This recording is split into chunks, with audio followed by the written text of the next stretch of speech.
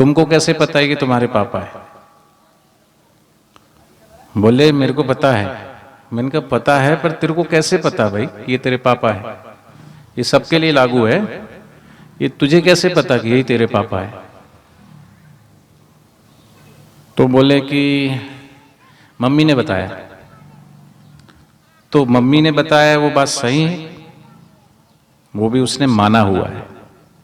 माँ ने कहा तो मान लिया। कई बार किसी के बच्चे नहीं होते तो उसको बच्चा गोद ले लेते हैं, एडॉप्ट करते हैं, लेकिन उसको ये नहीं पता होता कि इन्होंने बच्चा एडॉप्ट किया। वो माता पिता को ही पता, बच्चे को वो मर जाता लेकिन उसको पता नहीं चलता, और वो उन्हीं को अपना माता पिता मानता है। तो काय से मानता? श्रद्धा से ही तो मानता है। और जो सच में उसकी माँ है, सच में उसका पिता है, उसको भी तो उसने श्रद्धा से ही माना है। श्रद्धा ना होती तो कैसे मानता? श्रद्धा की आवश्यकता पग पग पर पड़ती है। किसान खेत में फसल बोता है तो वो श्रद्धा से तो बोता है कि नहीं समय पे बारिश होगी, समय पे अच्छी पैदावार होगी। ये श्रद्धा, खेती करने में भी श्रद्धा। रोड पे गाड़ी चला रहे तो श्रद्धा से तो जाते हो, पता है कि एक्सीडेंट हो जाते हैं। तो एक्सीडेंट हो जाते हैं, इसका मतलब क्या आप गाड़ी चलाना छोड़ देते हो, या फिर गाड़ी में बैठना छोड़ देते हो, या फिर रोड पे चलना छोड़ देते हो? श्रद्धा करते हो नाई के ऊपर, गलती से कई बार नाई की ब्लेड से दाढ़ी बनाते समय कट लग जाता है, इसका मतलब क्या दाढ़ी बनाना छोड़ देते हो? कई बार प्लेन जो है वो क्रैश हो जाता है, प्लेन से दुर्घटना हो जाती है, फिर भी क्या प्लेन में नहीं बैठते हो? कई बार बस से एक्सीडेंट हो जाता है तो क्या बस में नहीं बैठते हो? कई बार कार चलाते समय एक्सीडेंट हो जाता तो क्या कार में नहीं बैठते हो? बोलो बैठते हो कि नहीं बैठते? तो हर चीज में श्रद्धा करनी पड़ती है।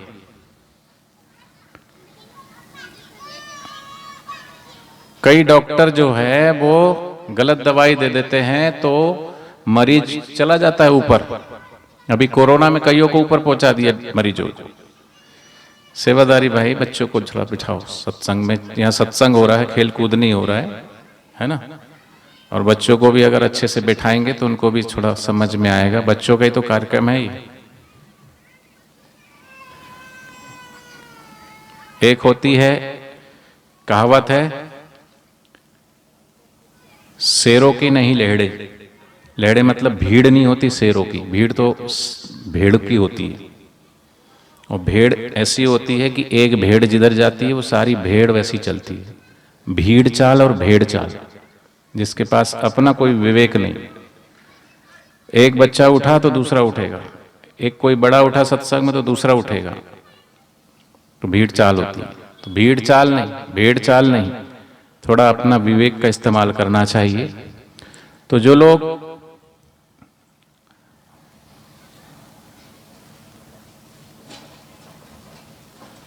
बोलते हैं, अच्छा आप बताओ, कोई भी बच्चा अपने बारे में जानना चाहे तो वो कैसे जान सकता है?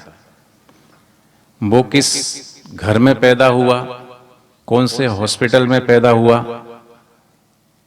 5 वर्ष तक बच्चा अबोध रहता है, उसकी छठी इंद्री जागृत नहीं होती, इसलिए 5 वर्ष से पहले का जीवन आप और हम अपना नहीं बता सकते। बता सकते? कोई याद हो तो बताओ। 5 वर्ष के पहले आपको क्या क्या याद है? कोई नहीं बता सकता। लेकिन माता पिता बच्चे को बताते, तू छोटा सा था तो तू ऐसा करता था, तू छोटा था तू ऐसा, तू यहाँ इस जगह पैदा हुआ, हॉस्पिटल में पैदा हुआ, मामी के यहाँ पैदा हुआ, मामा के यहाँ पैदा हुआ, नानी के यहाँ पैदा हुआ या दादी के यहाँ पैदा हुआ, कहाँ हुआ, उसके बचपन के बारे में अगर बच्चे के पिता उसे बताते हैं अथवा तो माँ उसे बताती, तब उसको उसके बचपन के बारे में पता चलता है।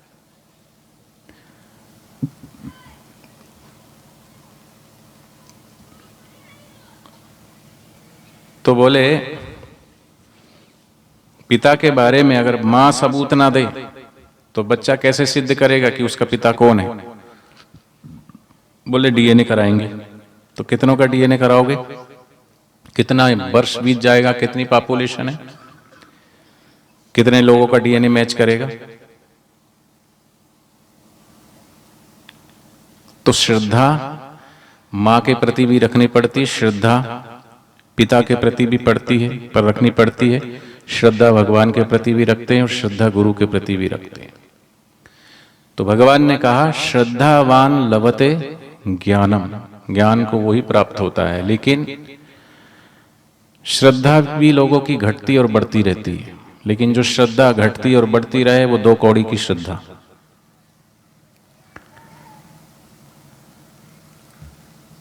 और श्रद्धा भी अपने अनुमान से लगाते हो, अपने अनुमान से रखते हो। महापुरुषों के लिए कभी भी अनुमान नहीं लगाना चाहिए, भगवान के लिए, क्योंकि महापुरुषों के जन्म भी दिव्य है, उनके कर्म भी दिव्य है, और स्वयं भगवान के बारे में जब भगवान श्री कृष्ण त्रेता द्वापर में आए, त्रेता में भगवान श्री राम आए, तो भगवान श्री राम नासिक में पंचवटी पे बैठे थे और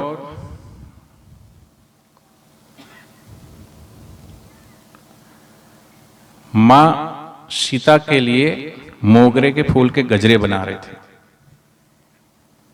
तो वहां से घूमता घूमता इंद्रदेव का पुत्र है जयंत, वो निकला। तो उसने ये दृश्य देखा कि भगवान श्री रामचंद्र जी अपनी भार्या, अपनी पत्नी के बाल में गजरा लगा रहे हैं मोगरे के फूल के।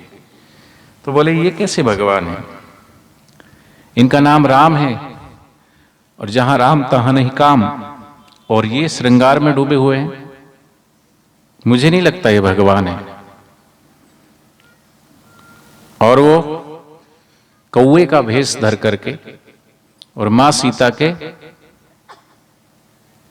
पैर में चोंच मार के भागता है। तो भगवान ने दिव्य दृष्टि है, देखा कि ये है कौन ही, ओहो ये तो इंद्र का पुत्र जयंत है। तो भगवान ने देखा वहां झाड़ू पड़ी थी, उसकी एक तिल्ली उठा करके और उसके पीछे छोड़ दी। तो जैसे बाण पीछा करता है ऐसी वो तिल्ली पीछा करते करते, तो उसने पीछे देखा कि ये तो बाण की तरह मेरा पीछा कर रही है। तो भागा भागा भागा, और जब विपत्ति आती है ना तो व्यक्ति सबसे पहले अपने रिश्तेदारों, अपने घर की तरफ ही भागता है, अपने बालों के बीच भागता है।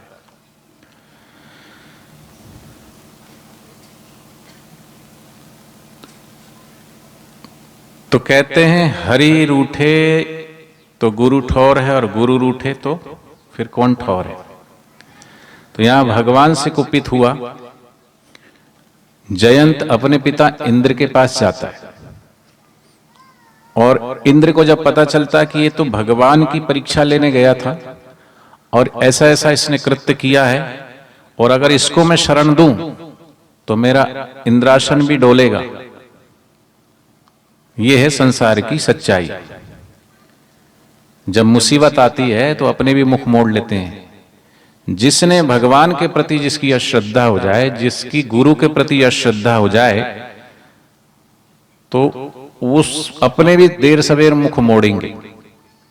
इंद्र ने कहा कि तू यहां से चला जा, नहीं तो इंद्र लोक भी खतरे में आ जाएगा। तो कहां जाए,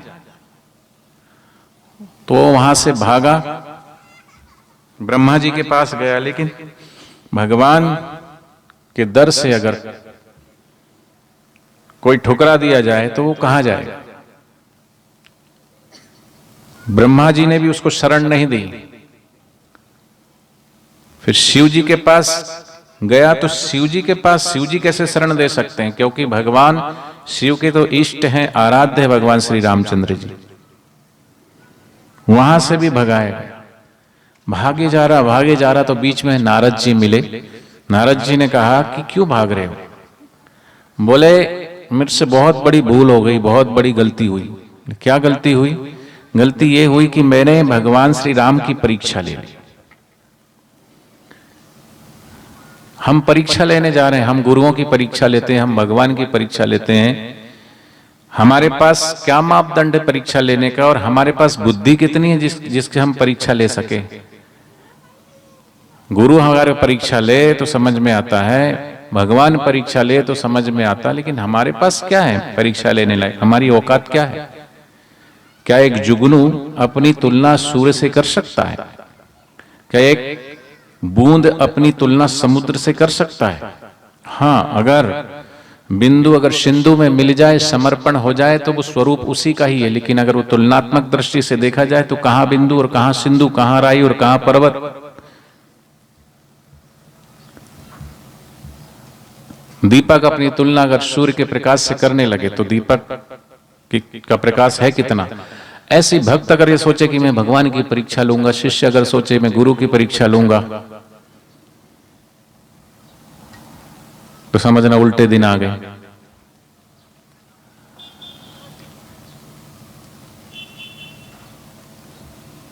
जयंत भाग रहा तो नारद जी मिले, तो नारद जी ने कहा क्यों भाग रहे हो? तो बोले मेरे पीछे मैंने बहुत बड़ी भूल कर दी, भगवान को पहचानने में गलती कर दी और इसलिए ये बाण मेरा पीछा कर रहा है। और मैं अपने पिता के पास गया, पिता ने भी मुझे ठुकरा दिया, मैं शिव जी के पास गया, वहां से भी ठुकराया गया।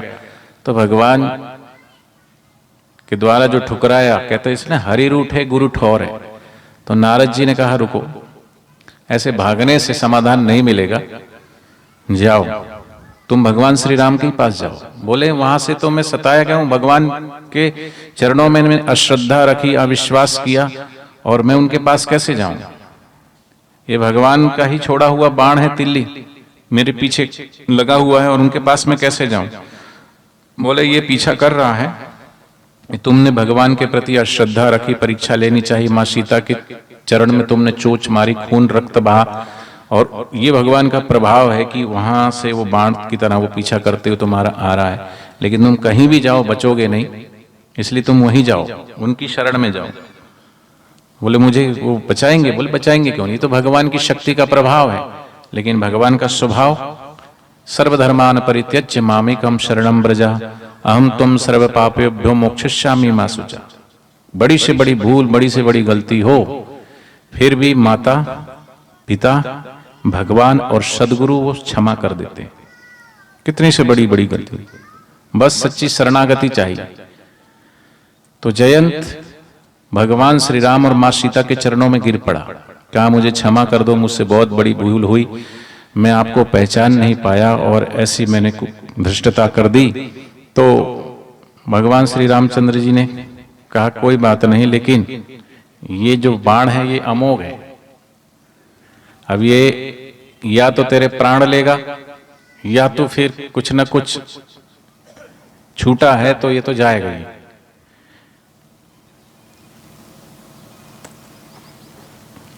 तो या तो मृत्यु को प्राप्त हो अथवा एक आंख से तुझे काणा होना पड़ेगा। ये तिल जाएगा तेरी आंख में, क्योंकि जिस आंख से तूने अश्रद्धा भरी दृष्टि से देखा है वो आंख फूट जाना ही अच्छा है। वे नूर भले जिस नूर में पिया की प्यास नहीं।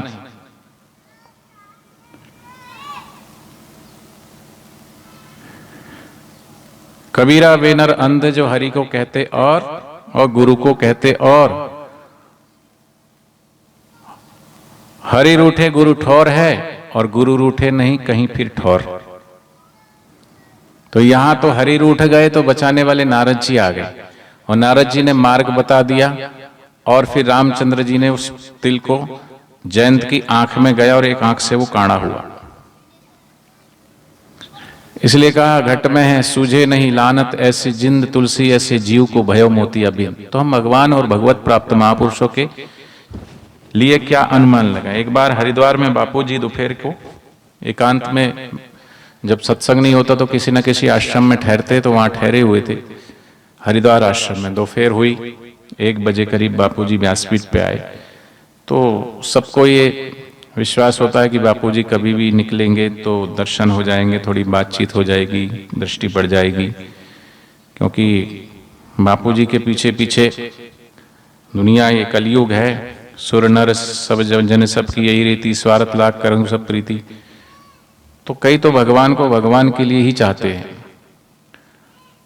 गुरु को, गुरु की कृपा को पाने के लिए गुरु के पीछे पीछे भागते दौड़ते। और कई लोग अपना कुछ काम बन जाए, बेटा नहीं हो रहा तो बेटा हो जाए, नौकरी नहीं लग रही तो नौकरी लग जाए, अपना कोई मनोरथ होता है उस मनोरथ के लिए भी महापुरुषों के पीछे पीछे दौड़ते हैं। मनोरथ सिद्ध हुआ तो ठीक है, मनोरथ सिद्ध नहीं हुआ तो छोड़ दिया।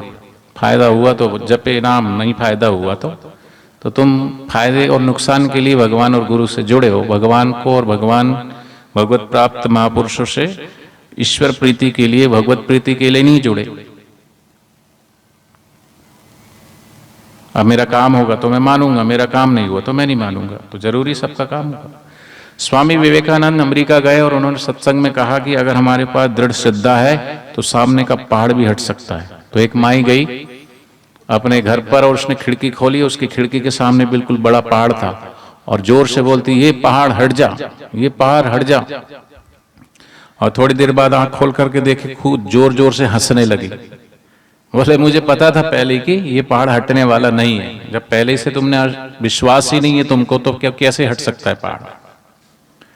लेकिन जिसकी दृढ़ श्रद्धा है, अभी दिल्ली में मेरा 28 तारीख को करोड़बाग आश्रम में प्रोग्राम था, सत्संग खत्म हुआ तो वहां पर एक ईश्वर भाई करके है, नहीं ईश्वर भाई नहीं, माफ करना, ईश्वर भाई नहीं, उनका नाम साहिब सिंह। तो वो आए, तो उन्होंने सेवादार है, तो बोले कि मेरे को कुछ अनुभव बोलना है। तो मैंने कहा बताओ। तो बोले नहीं मैं नहीं, मेरी पत्नी बोलेगी, उनको बुलाओ। तो नाम लेके जब बुलाया, माइक दिया, तो वो कहने लगी कि एक दिन रात को मेरी अचानक आंखों की रोशनी चली गई। लगभग उनकी 60 साल उम्र होगी माता जी की। तो दिखाई देना बंद हो गया। तो मैं एकदम से अपने पतिदेव को कहा, बेटे को कहा, तो दोनों हॉस्पिटल लेके गए। हॉस्पिटल में डॉक्टर ने चेक किया तो कहा कि अब इनकी आंखों की रोशनी नहीं आ पाएगी, प्रॉब्लम है, नसें सब सूख चुकी है, इनको अब कभी दिखाई नहीं देगा। पर वो माता जी की दृढ़ श्रद्धा थी बापूजी में। उन्होंने कहा छोड़ो, डॉक्टर ने अपना काम कर लिया, मुझे आश्रम ले चलो, मुझे अपने गुरुदेव पर विश्वास है। और श्रद्धा और दृढ़ विश्वास था। आई, बड़दादा के फेरे फेरी, बड़दादा के फेरे फेरने के बाद फिर ऐसी प्रेरणा हुई कि व्यासपीठ पे चलो। व्यासपीठ पे गए, वहां जोत जल रही थी, उस जोत के अंदर से घी तेल जो भी था वो थोड़ा अपने पति को कहा मेरी आंखों पे लगा दो। तो उधर पति ने थोड़ा सा तेल घी जो भी था आंख में थोड़ा, दोनों आंखों में लगाया। तो कहती माता जी की जैसे ही ये लगाया मेरी आंखों पे, ऐसे ही ऐसा मुझे भाव हुआ कि बापूजी की आंखों से 2 किरणें मेरी आंखों में समाई और सचमुच में समाई और मुझे दिखाई देने लगा और वो देखने लगी। तो ये अंधश्रद्धा है कि श्रद्धा है? श्रद्धा है। श्रद्धावान लभते ज्ञान। तो हरिद्वार में बापूजी ऐसे बैठे थे, तो आए दोपहर को अचानक नारायण नारायण नारायण करे। तो सब कोई पेड़ के नीचे बैठा था, कोई इधर बैठा था, कोई उधर बैठा था, सब आगे इकट्ठे। फिर बापूजी का स्वभाव, बापूजी पूछने लगे भाई तुम कहाँ से आए हो, भोजन वोजन किया कि नहीं। लगभग सब लोगों ने भोजन किया था, 8-10 लोग थे, उन्होंने भोजन नहीं किया था। तो जिन्होंने भोजन नहीं किया बोले बापूजी बोले हाथ ऊंचा करो। तो उन लोगों ने हाथ ऊंचा किया। तो बापूजी बोले लाओ प्रसाद लेके आओ। प्रसाद लेके आए तो अंगूर थे, संतरे, केले, मिठाई सब अपने हाथों से मिक्स करके और थाल में कहा कि जाओ इनको बांटो। फिर बांटने के लिए थाल लेके वो जैसे ही उनके बीच में गए सेवादारी, तो बापूजी बोले अरे रुको रुको रुको, ये प्रसाद उनको ही देना जिन्होंने भोजन नहीं किया है। जयराम जी, जयराम जी की तो बोलो। अब जिनको प्रसाद मिला बोले अच्छे से 2 मुट्ठी भर भर के, जिनको प्रसाद मिला उनको तो बड़ा आनंद आया, खाया उन्होंने। पर जिनको नहीं मिला उनको ऐसा लग रहा था कि काश हम भी भोजन नहीं किए होते तो हमें भी अच्छे से प्रसाद मिल जाता, गुरुदेव के स्पर्श किया हुआ प्रसाद। चलो ये तो पहला दिन हुआ। दूसरे दिन फिर ऐसे ही लगभग 2 बजे फिर गुरुजी आए, नारायण नारायण, सब लोग आ गए इधर उधर से। फिर बापूजी ने फिर वही प्रश्न किया भाई भोजन किया? तो किसने किसने भोजन किया? तो आज कुछ गिने चुने लोगों ने ही हाथ ऊंचा किया, बाकी सब भूखे बैठे थे। अच्छा बोले आज तो बहुत सारे लोग हैं, लाओ भाई प्रसाद लाओ। फिर प्रसाद लेके आए, प्रसाद इकट्ठा बनाए, जैसे अब बापूजी के हाथ का प्रसाद किसका मन नहीं होगा खाने को। प्रसादे सर्व दुखा नाम हानि रस उपजायते प्रसन्नते सुयाशु। गुरु जी ने प्रसाद बनाया बांटने के लिए, जैसे सेवादार गए, हाँ बोले जिसने भोजन किया हाथ ऊंचा करो। कुछ गिने चुने लोग थे, अच्छा जिन्होंने भोजन नहीं किया वो हाथ ऊंचा करो। बड़े खुश थे सब लोग, अच्छा तो बहुत सारे लोग जिन्होंने भोजन नहीं किया, जाओ भाई बांटो प्रसाद। फिर जैसे ही उन्होंने मुट्ठी भरा और अरे रुको रुको रुको रुको, जिन्होंने भोजन नहीं किया वो हाथ ऊंचा करो। अच्छा जिन्होंने भोजन कर लिया वो, तो जिन्होंने भोजन किया था वो गिने चुने थे, तो बोले आज प्रसाद जिन्होंने भोजन कर लिया उनको देना।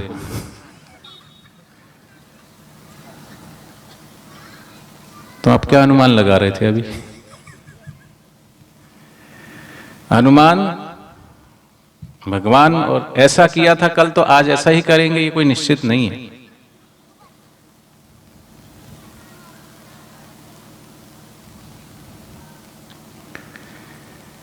तो कई बार महापुरुष हर योग में अपने अपने शिष्यों की परीक्षा लेते हैं, तो लल्लू पंजू होते हैं। अभी बापूजी की सत्संग है, अभी के नहीं है, जब बापूजी बाहर थे तब बापूजी ये बोलते थे कि अभी तो तुमको सहज में दर्शन हो रहे हैं, लेकिन ऐसे भी दिन आएंगे कि तुमको एक सप्ताह में एक बार दर्शन होंगे। तो वो दिन भी आए, आपने देखा होगा।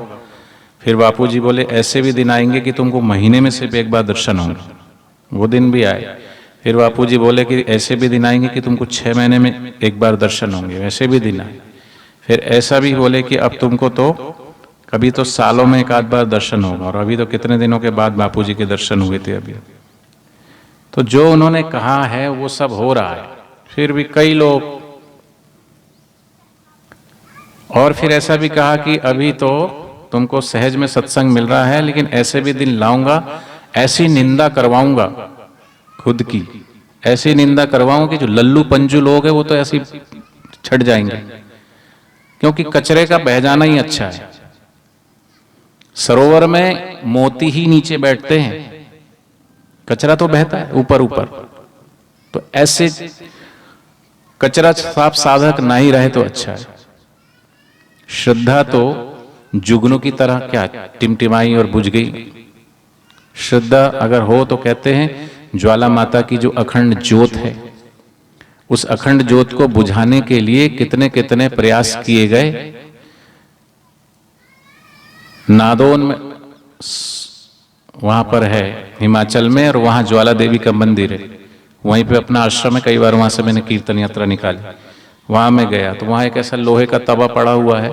वो तवा अकबर ने उस ज्योत के ऊपर ढकवा दिया था बुझाने के लिए। ज्योत नहीं बुझी, उस तवे को चीर करके ज्योत ऊपर आ गई। और उस ज्योत में ऐसा है कि उसमें अगर पानी भी भर दो तो पानी भी उस ज्योत को नहीं बुझा पाती। यही तो चमत्कार है, यही तो शक्ति है।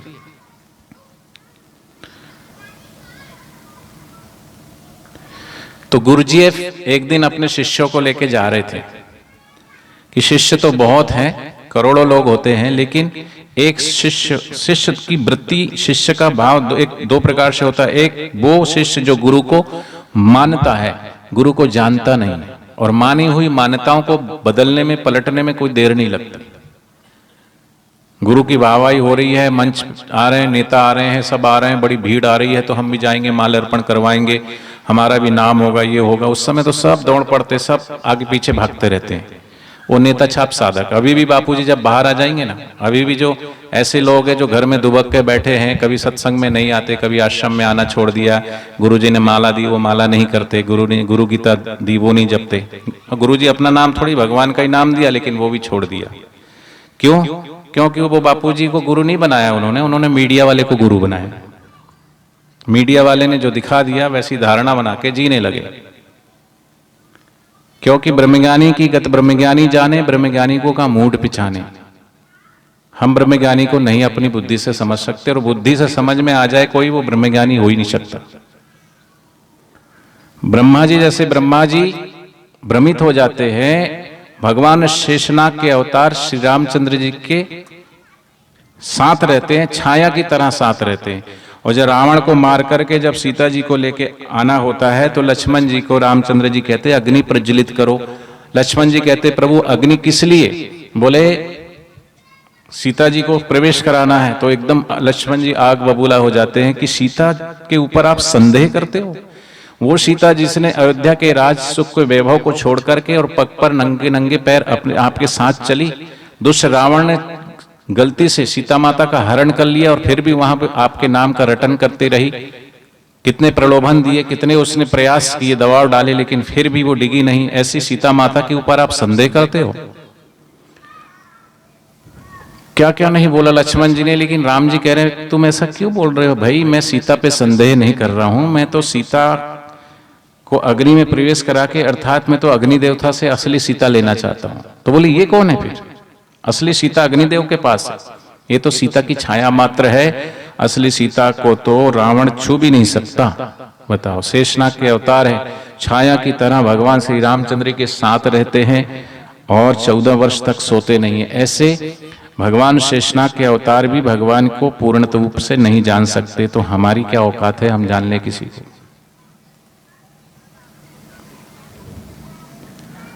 तो गुरुओं की महिमा बड़ी न्यारी होती है।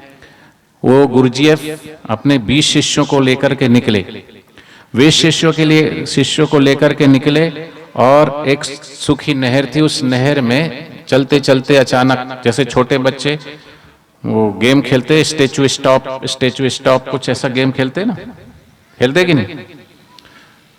तो उन गुरुजीएफ की जो साधना पद्धति थी, वो अपने शिष्यों को कहीं से भी आके एकदम से बोल देते थे कि वो कहीं खड़े हैं, जिस पोजीशन पे खड़े हैं, जैसा भी है, वो आकर के एकदम बोलते स्टॉप, तो जैसे हैं वैसे ही स्थिर हो जाते थे। तो वो सूखी नहर में लेके गए एक दिन 20 शिष्यों को, और चलते चलते अचानक गुरुदेव बोले स्टॉप। तो ज्यों खड़े थे त्यों की खड़े के खड़े रह गए और गुरुजी वहां से चले गए। गुरुजी वहां से चले गए, थोड़े समय के बाद देखा उन्होंने नहर में पानी आ गया। पानी नहीं आया, धीरे धीरे धीरे धीरे पानी का स्तर बढ़ने लगा, घुटने तक पानी आया, तब तक तो ठीक था।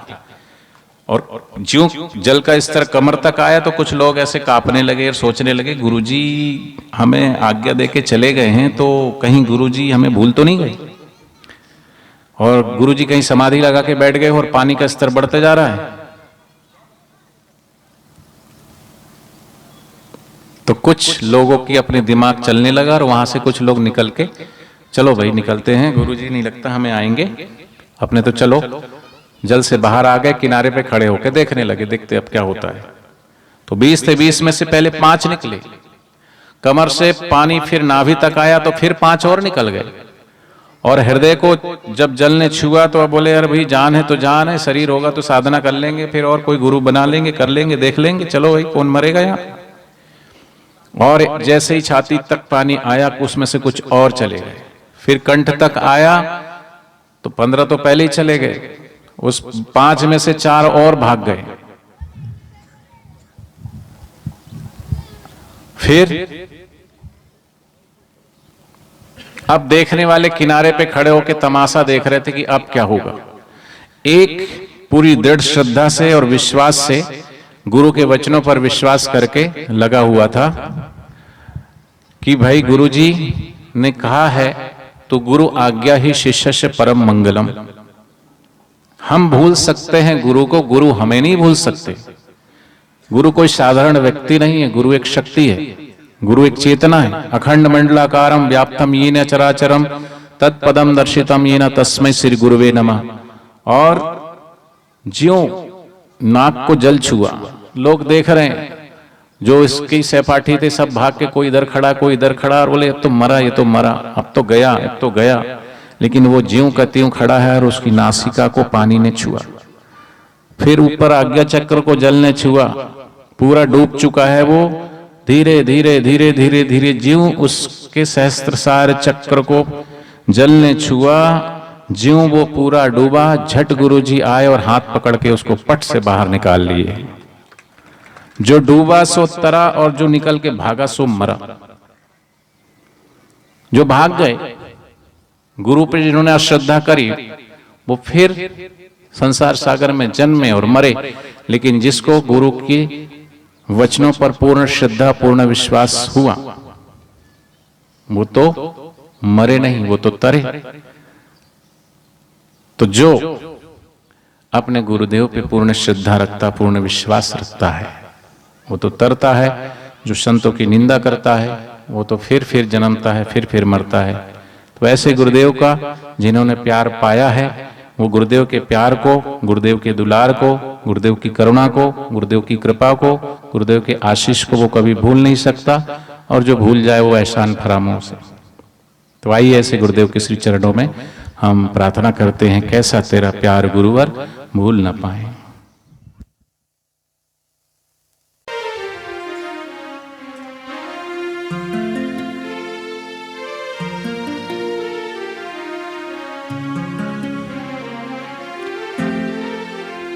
तुमको जो छू करके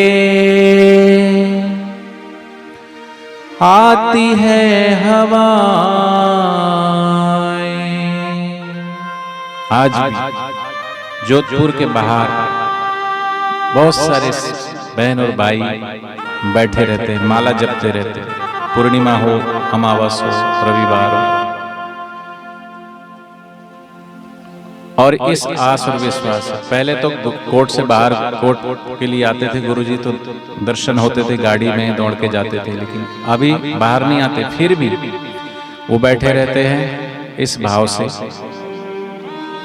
कि गुरुजी वहां अंदर हैं और उनको छू करके जो हवाएं आती है। और गुरुजी जब से वहां गए हैं, उस जोधपुर की जो जेल है, जेल कोई मंदिर नहीं है, लेकिन भगवान शिव जी कहते हैं कि जहां ब्रह्मज्ञानी का वास होता है वो काशी क्षेत्र हो जाता है। जब जब प्रगटे संत जन धन्य होए, युग काल जहां जहां विचरण करे होवे देश निहाल। जिसको वो छू देते हैं वो चीज प्रसाद बन जाती है। बट वृक्ष को छू दिया तो लोगों की मनोकामनाएं पूर्ण होना। दसई में सत्संग था, एक भाई 2 बच्चों को लेके आए जुड़वा, बोले ये बापूजी का प्रसाद है। मैंने कहा कैसे? कह रहे हमारे 10 साल से बच्चे नहीं हो रहे थे, बड़दादा के फेरे फिरे, और एक नहीं 2-2 बच्चे बापूजी ने दिए। उनकी कृपा, उनका आशीर्वाद मानता हूं। तो एक जेल के बारे में वर्ल्ड बुक में रिकॉर्ड है कि मथुरा में एक जेल है और वहां भगवान श्री कृष्ण का जन्म हुआ, इसलिए उस जेल के दर्शन करने भी जाते हैं लोग और उसकी परिक्रमा भी करते हैं। लेकिन बापूजी जब से जोधपुर गए, उस जोधपुर जेल की चारों तरफ लोग परिक्रमा भी करने लगे हैं, वहाँ आरती भी जलाने लगे, वहाँ पूजा भी करने लगे, वहाँ बैठ के जप भी करने लगते हैं। जिथे भी वो चरण घुमावे उत्थे पत्थर भी तर जाते। और इस आस, इस विश्वास से जो हवा आ रही है उसको भी वो महसूस करते और सोचते हैं कि ये हवा कहीं ना कहीं मेरे गुरुदेव को छू करके आती है, और इसलिए वो गाते हैं,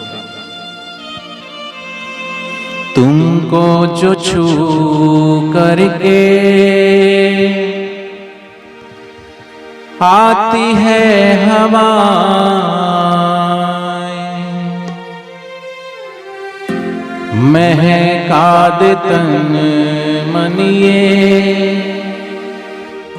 महकी है फिजाएं,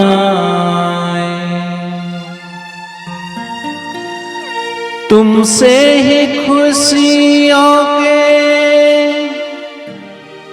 दीप जगमगाए, ज्ञान तेरा है हृदय के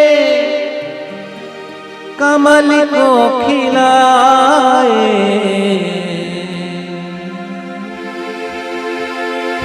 कैसा तेरा प्यार गुरुवर भूल न पाए, कैसा तेरा प्यार गुरुवर भूल न पाए। ओ वार वार मिलने को मन ललचाए, बार बार मिलने को मन ललचाए।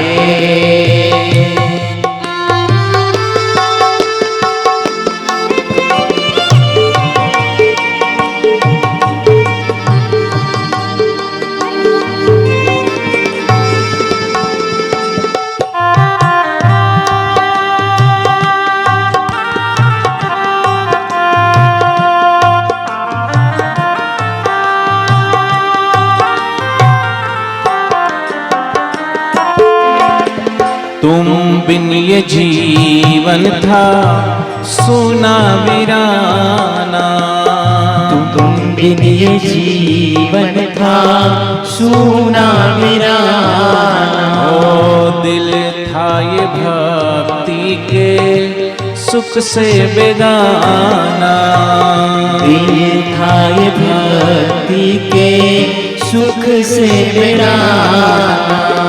तुम्हें पाके लगता है प्यारा सुहाना, तुम्हें पाके लगता है प्यारा सुहाना। आपका ये रिश्ता लगे सदियों पुराना, आपका ये रिश्ता लगे सदियों पुराना। आपसे कभी ना दूर हम जाएं, आपसे कभी हम ना दूर हम जाएं। ओ बार बार मिलने को मन ललचाए, बार बार मिलने को मन ललचाए।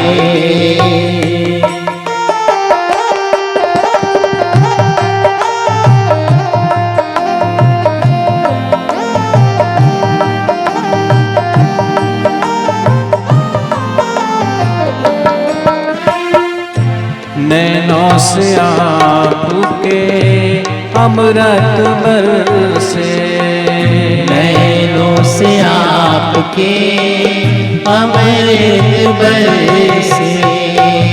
पाकर उसे सबका तन मन हर से, पाकर उसे सबका तन मन हर से।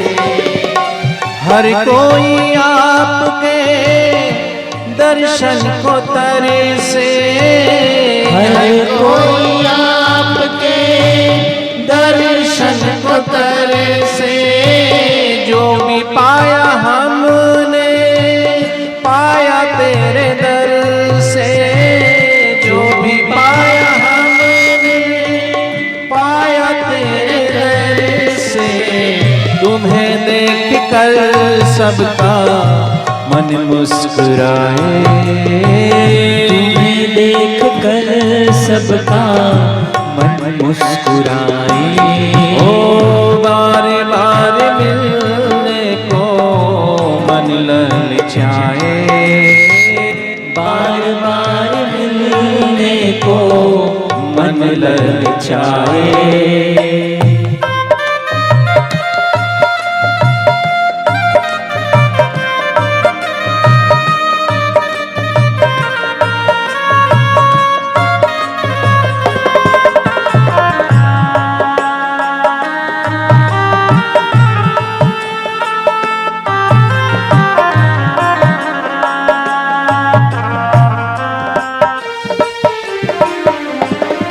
जिन जिन राहों से तुम हो गुजरते, जिन जिन राहों से तुम हो गुजरते।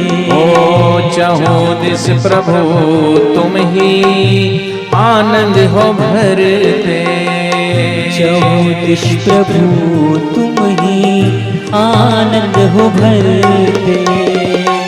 तुम बिन कष्टों से कैसे हम उबरते, तुम बिन कष्टों से कैसे हम उबरते। हो बिखरे थे हम तेरे बिन ना निखरते, बिखरे थे हम तेरे बिन ना निखरते। आपके सिवा कुछ नहीं भाए, आपके सिवा कुछ नहीं भाए। ओ बार बार मिलने को मन ललचाए, बार बार मिलने को मन ललचाए। ओ कैसा तेरा प्यार गुरुवर भूल न पाए। ओ ऐसा तेरा प्यार गुरुवर भूल न पाए।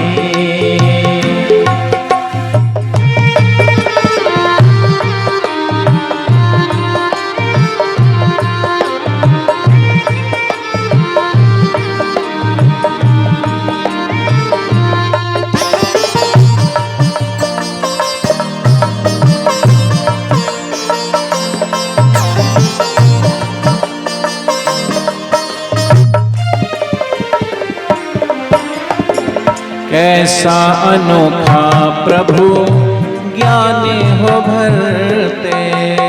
कैसा अनोखा प्रभु ज्ञान हो भरते। ओ दूर दूर से भक्त खींचे चले आते। दूर दूर से भक्त खींचे चले आते। तुम बिन न कोई भी सुख भोग पाते। तुम बिन कोई भी सुख भोग पाते। तुमसे ही सफल होती दिन और रातें। तुमसे ही सफल होती दिन और रातें। आप में हम अपनी लगन ये लगाएं। आप में हम अपनी लगन ये लगाएं। ओ कैसा तेरा प्यार गुरुवर भूल न पाए। कैसा तेरा प्यार गुरुवर भूल न पाए। गुरुदेव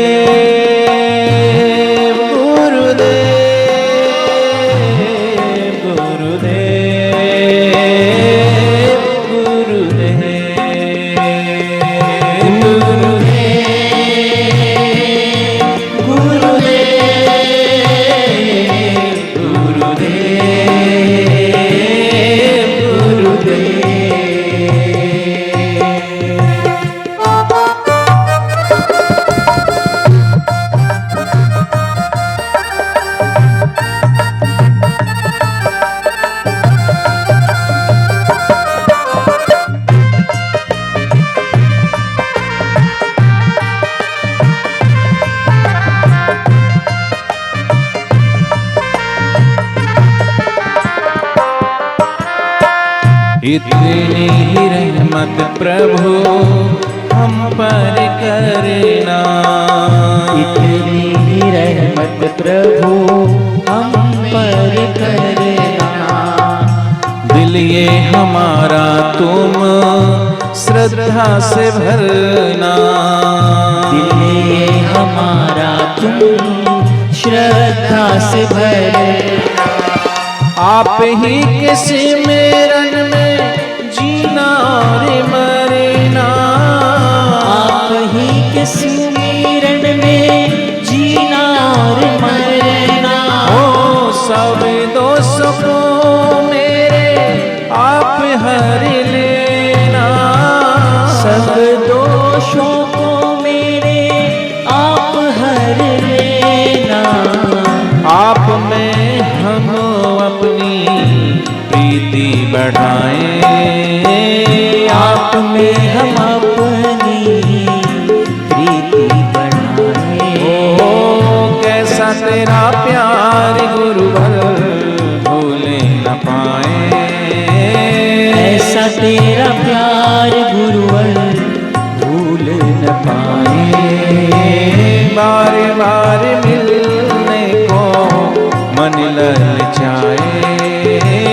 बार बार मिलने को मन ललचाए। गुरुदेव गुरुदेव गुरुदेव गुरुदेव।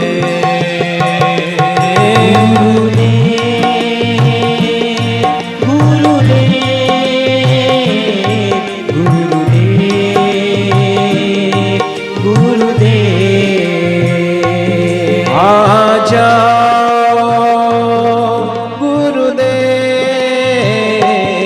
आ भी जाओ गुरुदेव, आ जाओ गुरुदेव, आ भी जाओ गुरुदेव। अखियाँ प्यासी गुरुदेव, दर्शन चाहती गुरुदेव, अखियाँ प्यासी गुरुदेव, दर्शन चाहती गुरुदेव, व्याकुल नैना गुरुदेव, चैन न पाए गुरुदेव, व्याकुल नैना चैन न पाए गुरुदेव।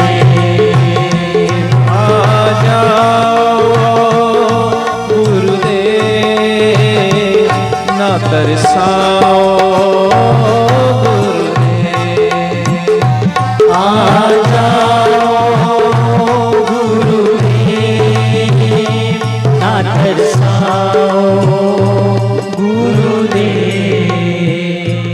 हरि ओम, हरि ओम, हरि ओम, हरि ओम, हरि ओम। ताली बजाना बंद कर दे, मंजीरा बजाना भी बंद कर दे, कमर सीधी कर, मस्तिष्क को ढीला छोड़ दें, आंखें बंद।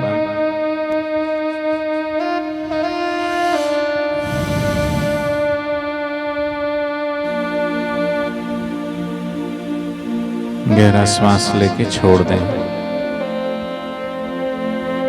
और मस्तिष्क को और ढीला छोड़ दें। कोई तनाव नहीं, कोई खिंचाव नहीं, शरीर के प्रत्येक अंग को शिथिल कर दें। थोड़ी देर ध्यानस्थ होइए।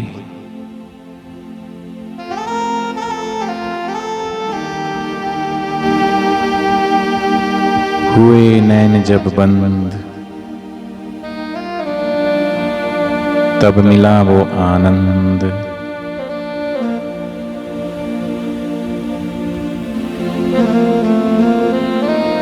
आया नजर नजारा भगवान का।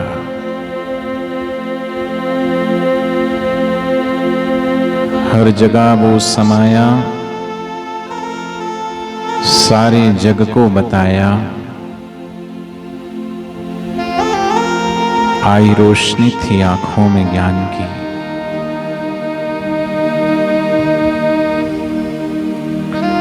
श्रद्धा की आंख जब भीतर से खुलती है, तब जिधर देखूं उधर बस आए आप नजर। ऐसी दृष्टि दे दो गुरुवर, ऐसी दृष्टि दे दो गुरुवर। थोड़ी देर बहते जाना, ध्यानस्थ होते जाना। सच्ची शांति आपके भीतर है, सच्चा सुख आपके भीतर है, सच्चा आनंद आपके भीतर है। जब मन शांत होने लगे, हृदय में आनंद आने लगे, तो समझो ईश्वर का आगमन हमारे हृदय में हो चुका। ईश्वर का द्वार हमारे हृदय में खुल चुका। ईश्वरो सर्वभूतानां हृदय से अर्जुन तिष्ठति। वो परमात्मा सर्वत्र और सब जगह मौजूद है, लेकिन उसकी अनुभूति हृदय में होती है। जैसे इंद्रियगत सुख को महसूस करने के लिए इंद्रियों का जागृत होना परम आवश्यक है। दृश्य को देखने के लिए आंख खुली होना आवश्यक है। शब्द को सुनने के लिए कान खुले होना आवश्यक है। गंध को, सुगंध अथवा दुर्गंध को महसूस करने के लिए नासापुट हमारा खुला हुआ होना आवश्यक है। स्वाद कड़वा है अथवा मीठा, उसके लिए हमारी जो इंद्रिय है जीभा, रस, जिससे हम महसूस करते, उसका जागृत होना आवश्यक है। अभी गर्मी है कि सर्दी है, उसको महसूस करने के लिए हमारी पांचवी जो इंद्री है, स्पर्श इंद्री, उसका भी जागृत होना परम आवश्यक है। जब ये पांचों इंद्रियां सो जाती है गहरी नींद में, कान भी सो जाते हैं, नाक भी सो जाती है, आंख भी सो जाती है, इंद्रियां भी सो जाती, 5 इंद्रियां, कर्म इंद्रियां और 5 ज्ञान इंद्रियां, मन भी सो जाता है, बुद्धि भी सो जाती है, चित्त और अहंकार सब विसर्जित हो जाता है गहरी नींद में। और गहरी नींद में कोई हमारे ऊपर से सांप भी गुजर जाए तो हमें पता नहीं चला क्या गया। गहरी नींद में कोई नाक के आगे अगर आपको सुगंधित पुष्प रखें तो भी सुगंध नहीं आएगी। गहरी नींद में बाहर का सुनाई देना भी बंद पड़ जाता है। गहरी नींद में कोई हमारी जीभा पर रसगुल्ला भी रखे, पूछें सुबह आपको स्वाद आया, आप कहोगे मैं तो सो रहा था। मैं तो सो रहा था अर्थात अपनी मैं जो नकली है वो सो रही थी। मन भी सो रहा था, बुद्धि भी सो रही थी, चित्त भी सो रहा था, इंद्रियां सब सो रही थी। गहरी नींद में सो जाते हैं, कुछ भी भान नहीं होता। संसार को महसूस करने के लिए ये बाहर की इंद्रियों का जागृत होना आवश्यक, परम आवश्यक है। उसी प्रकार भीतर के जागरण के लिए, भीतर के अनुभव के लिए भीतर का जागरण आवश्यक है। अभी हम बाहर से बेशुद्ध होकर के भीतर की शुद्ध बुद्ध में आ रहे हैं। भीतर हम शांत हो रहे हैं। ज्यों हम निर्विचार होते हैं त्यों ही वो परमात्मा का द्वार उसी क्षण खुल जाता है। और जिस क्षण परमात्मा का द्वार खुलता है उसी क्षण हमें शांति और आनंद का महसूस और अनुभव होने लगता है। इसलिए आनंद ही उस परमात्मा का स्वरूप और नाम है। और उस परमात्मा के द्वार में प्रवेश करने की चाबी है निर्विचार। जिस क्षण निर्विचारता आपके भीतर आई उसी क्षण वो द्वार खुल गया। जब तक आप हैं बाहर से तब तक उसका द्वार नहीं खुलेगा, आप बाहर ही खड़े रहोगे। लेकिन संत कहते हैं जिन खोया तिन पाया, गहरे पानी पैठ, इसलिए खो जाइए थोड़ी देर। देह की दहलीज से उतर करके सीढ़ियों से मन की और इंद्रियों सबको डुबा दीजिए थोड़ी देर और गहरे जाइए। जहां मन भी ना हो, बुद्धि भी ना हो, चित्त भी ना हो, अहंकार भी ना हो, मैं कहाँ बैठा हूं ये भी भान ना हो। अगर ध्यानस्थ होना चाहते हैं तो जिस ध्यान की बात भगवान शिव जी करते हैं और जिससे बढ़कर कोई तीर्थ नहीं है, जिससे बढ़कर के कोई दान नहीं है, जिससे बढ़कर के कोई पुण्य नहीं है, जिससे बढ़कर के कोई यज्ञ नहीं है, ऐसे उस परम ध्यान में आप थोड़ी देर ध्यानस्थ होइए। चित्त शांत हो जाए, मन भी शांत हो जाए और आत्मा उस परमात्मा में लीन हो जाए। वही सच्चा ध्यान है। मैं ना रहूं, बस तू ही तू रह जाए। निद्रा तो गहरी मूर्छा है, मृत्यु है। ध्यान वो जागरण है और वास्तविक जीवन है। लेकिन इसके लिए थोड़ा सा अभ्यास जो करते हैं, गुरु की करुणा, गुरु की कृपा जिस पर रोज उतरती है उसका तो ध्यान लग जाता है। लेकिन जो संसार में ही आसक्त रहकर और दिन रात अपने मतलब की कहकर सुख के लिए लाखों दुख सहकर जो यूं ही जीवन बिता रहे हैं, उनका ना ध्यान में मन लगता है, ना भजन में मन लगता है, न सुमरन में मन लगता है, न सेवा में मन लगता है और ना ही गुरु के प्रति गहरी श्रद्धा हो पाती है। इसलिए जो भक्त उस परम ध्यान में डूब जाता है, उस परमेश्वर के ध्यान में, वो ईश्वरी करुणा, ईश्वरी कृपा उसके हृदय में बरसनी शुरू हो जाती है। इसलिए भगवान शिव जी कहते हैं, नास्ति ध्यानम समम यज्ञम, नास्ति ध्यानम समम दानम, नास्ति ध्यानम समम यज्ञम, तस्मात् ध्यानम समाचरेत। इसलिए हे पार्वती, ध्यान करो। अगर हमें अपना कल्याण करना है, ज्यों ज्यों हमारी आयुष्य बढ़ रही है, हम मृत्यु के निकट आ रहे हैं, त्यों ही हम सच्चे ईमानदारी से बेईमानी ना करें। भगवान के भजन के प्रति कम से कम अपने लिए तो वफादार रहें, ईमानदारी का भजन हो। 23 घंटे आप संसार से व्यवहार करिए, खूब मिलिए जुलिए, लीजिए दीजिए, लेकिन 1 घंटा उस परमात्मा में। हम दिन भर सुख के लिए मोबाइल चलाते हैं, चलाते चलाते बोर हो जाते हैं, टीवी चलाते हैं, उससे भी बोर हो जाते हैं, बच्चों के साथ खेलते खिलाते उससे भी बोर हो जाते हैं, लोगों से मिलते जुलते हैं उससे भी बोर हो जाते हैं, बोर होंगे ही। संसार की जितने भी चीज वस्तु और परिस्थिति और व्यक्ति है, उनसे आप बोर होंगे ही। कितना भी धन कमा लें, कितना भी पद पा लें, लेकिन उस सब से मन में अभाव रहेगा ही, क्योंकि जब तक हम अपने स्वभाव में नहीं आएंगे तब तक बाहर अभाव ही खटकेगा। जब तक उस परम स्वभाव से हमारा मेल नहीं खाएगा तब तक हम कहीं ना कहीं कमी खटकती ही रहेगी। इसलिए अपनी आत्मा को उस परमात्मा में सराबोर कर दीजिए, जहां सारी बोरियत दूर हो जाती है।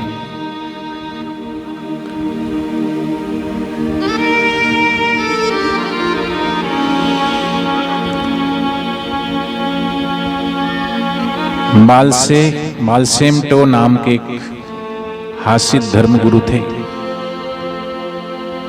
अतिशय पवित्र आत्मा थे। फिर भी उनके विरोधियों ने उनकी निंदा का ऐसा मायाजाल फैलाया कि वे अपने अकेले पड़ गए। केवल 5 साधक उनके पास बचे और एक विरोधी ने उन 5 को भी फोड़ लेने का अपना दाव चलाया। याद रखना, दुनिया में तुम्हें ऐसे बहुत सारे लोग मिलेंगे जो तुम्हारी श्रद्धा पर चोट करेंगे, तुम्हारे विश्वास पर चोट करेंगे, तुम्हें गुरु से और भगवान से दूर करने के लिए पग पग पर ये भगवान की माया अपने पांव फैलाए हुए हैं। वो भगवान की माया से अगर कोई बचा सकता है तो वो सदगुरु ही बचा सकते हैं, लेकिन कई बार माया ऐसा दांव खेलती है कि वो माया से बचाने वाले गुरु के प्रति ही हमारी अश्रद्धा करवा देती है।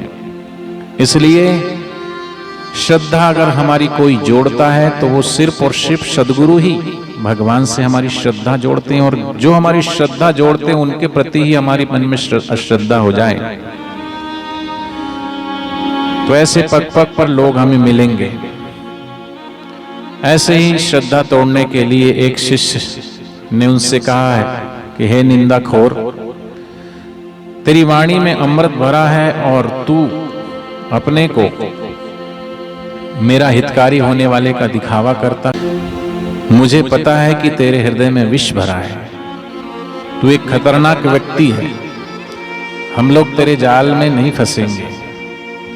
सच्चे स्वजन के सुख दुख अपनत्व से भरे होते हैं, उनके प्रेम में कभी जुदाई नहीं होती, सामान्य रूप से सभी जिम्मेदारियां निभाते हैं, पर जब कोई कसौटी का समय आ जाता है तब वे एकदम तैयार हो जाते हैं।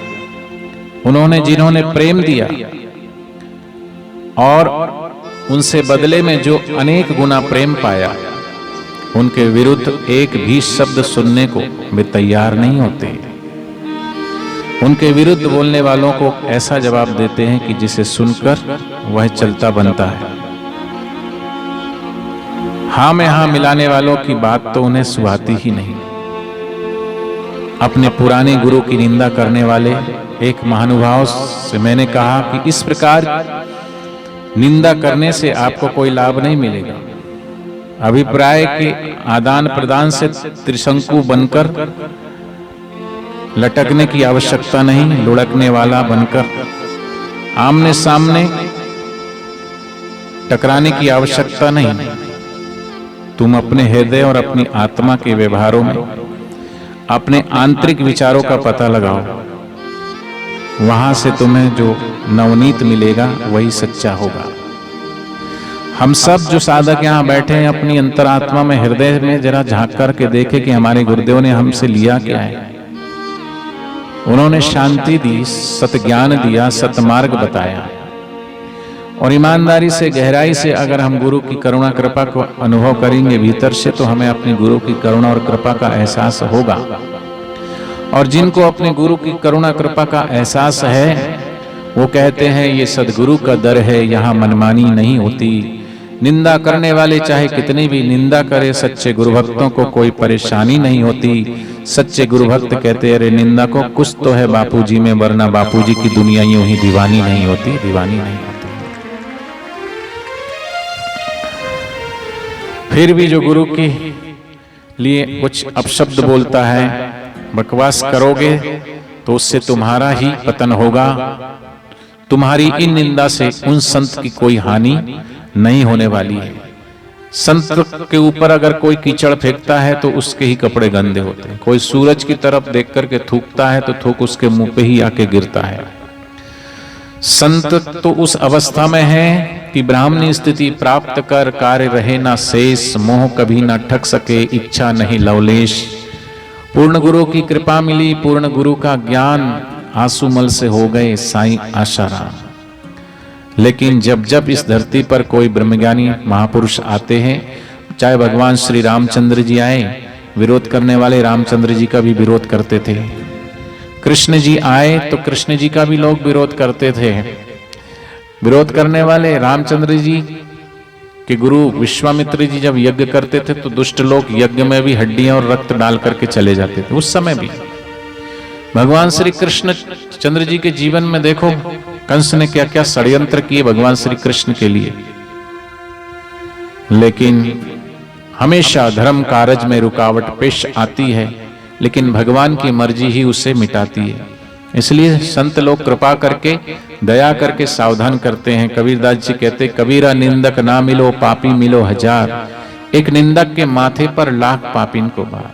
गुरु नानक जी कहते, संत का निंदक महाहत्यारा, संत का निंदक परमेश्वर मारा। निंदक की कभी बूझे ना आस, नानक संत का निंदक सदा हो निराश। संत का निंदक बहिरियो नहीं पावे। जब हम गुरु की शरण में जाते हैं, मूर्ति के आगे तो मत्था टेकना बड़ा आसान है। कहते हैं पहली बात तो मनुष्य जीवन मिलना दुर्लभ है। मिल जाए तो सदगुरु का मिलना, सत्संग का मिलना दुर्लभ है। सत्संग मिल जाए तो संत का मिलना दुर्लभ है। और संत मिल जाए तो संत में श्रद्धा होना दुर्लभ है। और संत में श्रद्धा हो जाए तो संत में सदैव श्रद्धा टिकी रहे, ऐसा दुर्लभ है। क्योंकि पग पग पर माया जाल है प्रभु का। वो माया चारों तरफ से पंख फैलाए हुए हैं, पता नहीं कहां कब किसको गिरा दे। तो उस माया से बचाने वाले तो माया से दूर रखने वाले सदगुरु है। लेकिन ये माया कई बार ऐसे गुरु में अश्रद्धा करवा देती। और यह सत्य है कि कच्चे कान के लोग दुष्ट निंदकों के वागजाल में फंस जाते हैं। जिस व्यक्ति ने अपने जीवन में आत्म शांति देने वाला, परमात्मा से जोड़ने वाला कोई काम नहीं किया है, उसकी बात सच्ची मानने का कोई कारण ही नहीं। जो तुमसे बकवास कर रहा है या करता है, वो ना तो कभी सत्संग में आया, न सत्संग में कभी आकर के कोई अनुभव किया गुरुदेव के चरणों में आकर। और वो मीडिया वाला बकवास करके, और लोग अपने ध्यान भजन सुमरन साधना छोड़ करके निंदकों की बातों में, मीडिया वालों की बातों में आ जाते हैं। और फिर जहां खड़े थे वहां से और 10 कदम पीछे चले जाते हैं। फिर ना करने योग कार्य करने लगते हैं। बापूजी जब से गए हैं तो कई साधकों की जो सच में गुरु से प्रेम करते हैं, उनकी श्रद्धा पर जरा सा भी आंच नहीं आई, बल्कि उनकी श्रद्धा और बढ़ गई है, घटी नहीं है। जो सच में प्रेम करते हैं उनकी श्रद्धा और बढ़ गई गुरुदेव के, क्योंकि विरह अग्नि ने उनको और तपा दिया है और मजबूत कर दिया है। और इतने मजबूत हो गए कि जितनी मीडिया ने निंदा करी, इससे भी 10 गुना और भी निंदा करें तो भी साधकों को कोई फर्क पड़ने वाला नहीं है। बाकी जो कान के कच्चे हैं तो वो तो बस छोटी मोटी, जैसे अभी आम की बौर आ गई है, आम की बौर तो देखा ही ना आपने, आम की बौर आई है, लेकिन अभी इस मौसम में बारिश कम आती है, वो तूफान ज्यादा आते हैं और ओले भी बरसते हैं, तो आंधी और तूफान में थोड़े बहुत पत्ते वो झड़ जाते हैं, फूल गिर जाते हैं। आम में बौर तो आई है, लेकिन आम जब तक बनेगा तब बनेगा, लेकिन अभी पहले ही आंधी तूफान शुरू हो गए और झरना शुरू हो गए, झर गए। फिर उससे भी कुछ बचे रहे तो फिर ओले बरसे, तो ओले में ही कुछ आम की जो आमी आएगी तो उसमें ओले बरसेंगे, वो भी टूट के गिर जाएगी। लेकिन फिर भी आंधी को सह करके, तूफान को सह करके, ओलों को सहकर भी जो आमी आम की डाली से जुड़ी हुई है, वो फिर और ऐसे भी समय आएगा कि जब पकने को आएगी उससे पहले ही लोग उसको तोड़ने की कोशिश करेंगे, अथवा तो उसको पत्थर मारने की कोशिश करेंगे, उसको चुराने की कोशिश करेंगे, उसको देख के दूसरों के मन में लालच भी आएगा। ऐसे कई लोग तुम्हारी श्रद्धा, तुम्हारी भक्ति को देख करके तोड़ने के लिए तैयार खड़े रहते। अरे तुम अभी भी मानते हो बापूजी को?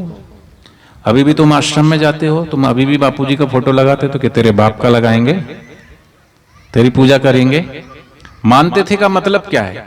अरे हम तो मानते नहीं, गुरुजी को जानते हैं। और जो जानता है ना, मान्यताएं को बदलने में देर नहीं लगती, लेकिन जो जानता है, जानना अलग बात है, मानना अलग बात है। बताइए आप सब जो यहां बैठे हैं, आपने ईश्वर को देखा है? ईश्वर को जानते हो? बोलो, मानते हो ना? आप मानते हो कि जानते हो? बोलो, मानते हो। तो ईश्वर को मानना चाहिए कि जानना चाहिए? बोलो, तो पहले मानना चाहिए कि जानना चाहिए? पहले। लेकिन हम क्या कर रहे हैं? मानते हैं, जानते नहीं है।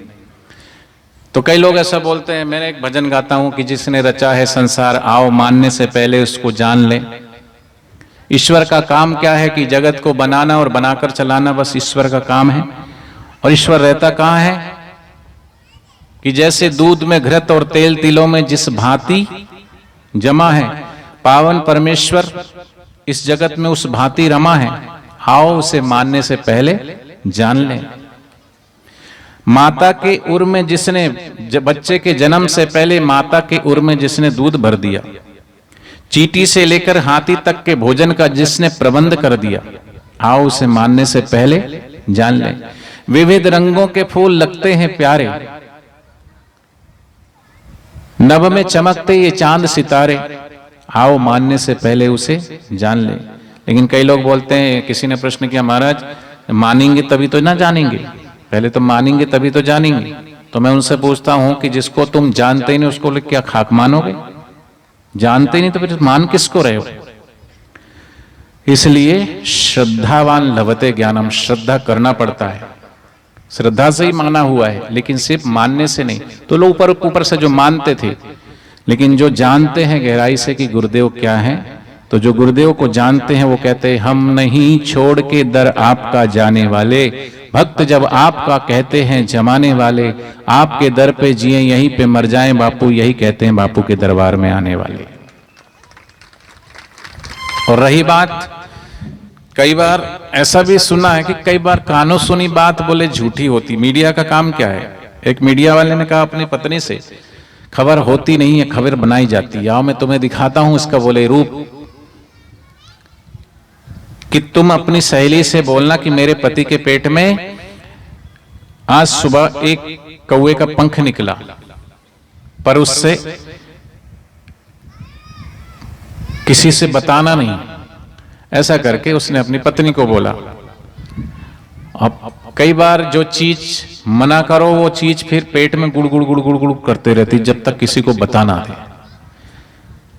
मतलब ऐसा लगता है कि बड़ा सीक्रेट है और बता के मन बड़ा हल्का हो जाएगा। आप कह दो बिल्कुल कसम दे के बोलो, फिर भी मैं तुमको कसम दे रहा हूं, तुम किसी को बोलना मत, फिर भी बोलेंगे। फिर उसने अपनी सहेली को बताया कि बोले मेरा जो पति है उसके पेट में से सुबह एक कौवे का पंख निकला, लेकिन देख तू मेरी बेस्ट फ्रेंड है इसलिए मैं तुझे बता रही, तू किसी से बताना, मैं तेरे पे विश्वास करती हूँ इसलिए तुझे बता रही हूं। तो उसने उसको बताया लेकिन अब उसका पेट में भी गुड़गुड़ होने लगा, वो भी किसको जब तक बताए नहीं। अच्छा, वो उसकी फ्रेंड से मिलने गई, उसने कहा एक बात बताऊं? बोले हाँ बता। बोले चाहिए नहीं बताऊंगी, वो उसने मना किया मुझे। अरे बोले बता देना। अरे कैसे बताऊं, उसने मेरे को मना किया, उसने कसम दी हुई। अरे तो मैं किसको बताने वाली हूं, मैं तेरी बेस्ट फ्रेंड हूं, मैं नहीं किसी को बताऊं। तुझे मेरे ऊपर विश्वास नहीं है? विश्वास तो है, फिर भी तूने किसी को बोल दिया तो? अरे नहीं बोलूंगी ना। उसने उसको बता दिया। बोलो वो फलाना है ना, वो फलाना भाई, वो गांव में रहता जो पत्रकार है, हाँ हाँ, वो पाटीदार, हाँ हाँ, वो उसके पेट में से सुबह एक काला काला कौवा निकला है। हैं? क्या बात कर रही है? बोले हाँ, पर किसी से कहना मत। अब पंखे से पंख था, पंख से कौवा हो गया। अब वो सीक्रेट किसी को बताना मत, किसी को बताना मत। तो उसने फिर और उसकी सहेली थी, उसको बोला एक बात बताऊं? बोले हाँ, पर तू किसी से कहना मत। नहीं कहूंगी। बोले मेरी जो सहेली है ना, उसकी सहेली के पति के पेट में से सुबह 6 काले कौवे निकले। 6 कौवे? बोले हाँ, पर बोलना नहीं किसी से, उसने मेरे को कसम दी है। हाँ हाँ नहीं बोलूंगी। अब ये खबर आधे गांव में नहीं,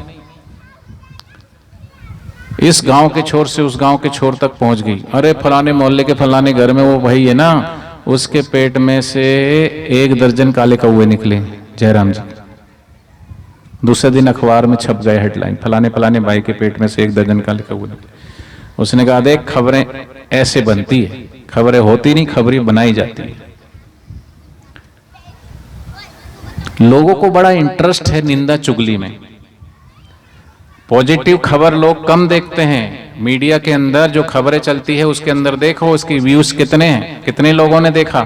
तो जो नकारात्मक निषेधात्मक चीजें हैं कि ये नहीं करना है, ये नहीं करना है, वो चीज लोग ज्यादा देखते हैं, क्योंकि उनको देखने की आदत है। 2 लोग लड़ रहे हो वहां पर, तो पहले 2 लड़ रहे हैं तो 2 की जगह 4 खड़े हो जाएंगे। और कर क्या रहे हैं? वो ऐसे देख रहे हैं उनको, वो भी देख रहे हैं, वो भी देख रहे हैं। फिर वो 4 को देख के और 8 आ जाते हैं, फिर 8 को देख के 16 आ जाते, 16 को देख के 32 आ जाते, भीड़ खड़ी हो जाती है, तमाशा देखते रहते हैं। अब कोई उनको छुड़ाना नहीं चाहता। मीडिया वाला आ जाएगा तो उसमें बस वो देखता रहेगा, कैमरा देख। तुमने देखा मीडिया वाला कभी किसी को छुड़ाएगा नहीं, कभी किसी, बस वो तो भागता रहेगा, फिर उसको तो बस खबर चाहिए। कुत्ते को देखा आपने? कुत्ते को कहीं हड्डी मिल जाए तो ऐसा दुबक के हड्डी उठाता है मुंह में और ऐसा फुर्र से भागेगा, और कहीं एकांत देख के कहीं झाड़ियों में कहीं इधर उधर चबाना शुरू कर देता है।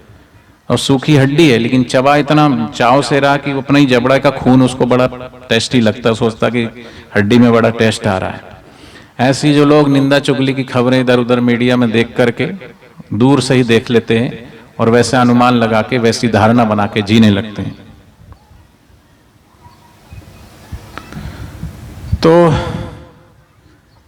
सत्पुरुष हमें जीवन के शिखर पर ले जाना चाहते, किंतु कीचड़ उछालने वाले आदमी हमें घाटी की ओर खींच करके ले जाना चाहते हैं। उसके जीवन के चक्कर में हम क्यों फंसे? ऐसे अधम व्यक्ति की निंदा चारों में पढ़कर हमें पाप की गठरी में बांधने की क्या आवश्यकता है? इस जीवन में तमाम अशांतियां भरी हुई है और उन अशांतियों में वृद्धि करने वाले से क्या लाभ? तो बापूजी के संपर्क में आने से कितने लोगों को शांति मिली, कितनों के व्यसन छूटे। अब एक बात तो सबने सुनी कि आंखों देखी कई बार जो है, मैं कानों सुनी कई बार झूठी बात होती है, लेकिन ऐसा सुना कि आंखों देखी बात भी झूठी होती है। आपने देखा है और वो बात देखा ही हुई बात आप तो बोलो मैंने अपनी आंखों से देखा है, और जो आंखों से देखा है वो झूठ कैसे हो सकता है? हो सकता है? नहीं हो सकता। अब मैं सिद्ध कर दूं तो, एक राजा था, वो राजा अपने मित्र राजा से मिलने के लिए पड़ोसी राज्य में गया। तो राजा का परिवार बहुत बड़ा था, उस समय मनोरंजन के साधन नहीं हुआ करते थे। तो राजा की पत्नी, राजा की बेटी, राजा के बच्चों ने प्लान किया कि आज हम रामलीला खेलेंगे। राजा साहब तो शाम को आएंगे, रात्रि तक मंत्री समेत गए हैं, हम शाम तक रामलीला का खेल खेलेंगे। तो कोई रावण बना, कोई राम बना, कोई लक्ष्मण बना, कोई भरत, कोई शत्रुघ्न, कोई कौशल्या, कोई कैकेयी, कोई मंथरा, कोई विभीषण, कोई हनुमान, कोई सुग्रीव। रामलीला शुरू हुई, दिन भर सबने रामलीला के, सबने अपने अपने किरदार निभाए, शाम तक सब थक गए। थकते ही राजा साहब का इंतजार करते करते रात्रि होने वाली थी और थके हुए थे, नींद भी आ रही थी। तो छोटे छोटे बच्चे, वो सब जो किरदार और तो दूर दराज के सब चले गए। राजा के परिवार में राजा की जो बेटी थी सबसे बड़ी वाली, वो बनी थी रावण, थोड़ी हट्टी कट्टी थी, मोटी, और थोड़ा नकली पोशाक, मूछे ऊंचे बना करके। तो सब बच्चे अपने अपने शयन कक्ष में चले गए। राजा की बड़ी बेटी और राजा की धर्मपत्नी दोनों राजा की कक्ष में अब इंतजार करते करते बिस्तर पे लुढ़क गए और दोनों को नींद आ गई। राजा आया थोड़ा विलंब से, तो मंत्री को कहा ठीक है, कल राज दरबार में सुबह मिलते, तुम भी जाओ विश्राम करो। राजा अपने शयन कक्ष में आया और अंधेरा था, थोड़ा दीपक जल रहा था, उस समय लाइट तो होती नहीं, दीपक जल रहा था। तो देखा, अरे मेरी रानी किसी परपुरुष के साथ सोई हुई है। आओ देखा ना ताओ, और उसने तलवार निकाली खींच के, कहा दुष्ट उल्टा, शर्म आनी चाहिए तुझे, बेशरम बेहया, मैं बाहर गया और तू यहां गुल खिला रही है, थोड़ी भी शर्म नहीं है। रानी आंख खोली, राजा के हाथ में तलवार देख के बोला कि क्या हो गया? बोले क्या है, ये कौन है परपुरुष तेरे बाजू में सो रहा है? रानी जोर से हंसी। अरे बोले दुष्ट ऊपर से हंस भी रही है, क्यों हंस रही है? वो और जोर से हंसे, क्योंकि उसको तो ऐसा लग रहा था कि राजा क्या बोल रहा है। बोले कौन है ये? तो रानी और ताली पीट पीट के हंसे। बोले हंसे जा रही, अभी गर्दन उड़ा दूंगा। अरे बोले ठहरो ठहरो ठहरो, कोई नहीं है, कोई परपुरुष नहीं, तुम्हारी बेटी है ये बड़ी। उसको उठाया, बेटा उठ, नहीं तो अभी ये तेरी भी गर्दन उड़ा देंगे, मेरी भी उड़ा देंगे। और अगर सोचता बेचारा, उसने तलवार तो निकाल ही लिया था। बड़ी बेटी उठी, उसने कहा पिताजी हम रामलीला का खेल खेल रहे थे, थक गए थे, तो हमको नींद आ गई थी, मैं रावण बनी थी, नकली मूंछ उतारी है, पगड़ी उतारी, नकली पोशाक उतारी, तो वो उसकी बेटी थी। लेकिन देखा तो था उसने, लेकिन जरूरी नहीं कि जो देखा और जो दिखा वो ही सही था, क्योंकि देखा उसने अपने अनुसार जो उसने देखना चाहा, जैसा दिखा, लेकिन जरूरी नहीं जैसा दिखा वो वैसा ही था। समर्थ रामदास जी एक बार अपने भक्तों के परीक्षार्थ हेतु गोदावरी नदी में उतर गए। अपने शिष्यों को कहा कि मुझे रामकाज के लिए जाना है, तो शिष्यों को समझा करके चले गए। एक का नाम आनंद था और दूसरे का कल्याण। तो जब गुरुदेव एक दिन अचानक जब निकल पड़े, तो कल्याण तो ध्यानस्थ होके आश्रम में बैठ गया, आनंद गुरुदेव के पीछे पीछे, और भी सारे शिष्य गण थे, वो भी सब पहुंच गए हजारों की संख्या में, और कहा कि गुरुदेव आप ऐसे न जाइए। आप कहां जा रहे? गुरुदेव ने इशारा किया कि अब मैं जा रहा हूं, बताया नहीं कुछ, बस जा रहा हूं। और धीरे धीरे कदम आगे बढ़ने लगे गोदावरी नदी के अंदर, और शिष्य रोने लगे, चीखने लगे, चिल्लाने लगे, और धीरे धीरे पग बढ़ाते बढ़ाते ऐसा समय भी आया और समर्थ रामदास जी नदी में पूरा शरीर प्रवेश कर गया और वो विलुप्त हो गए जल में। सब शिष्य रोने लगे, चीखने लगे, चिल्लाने लगे।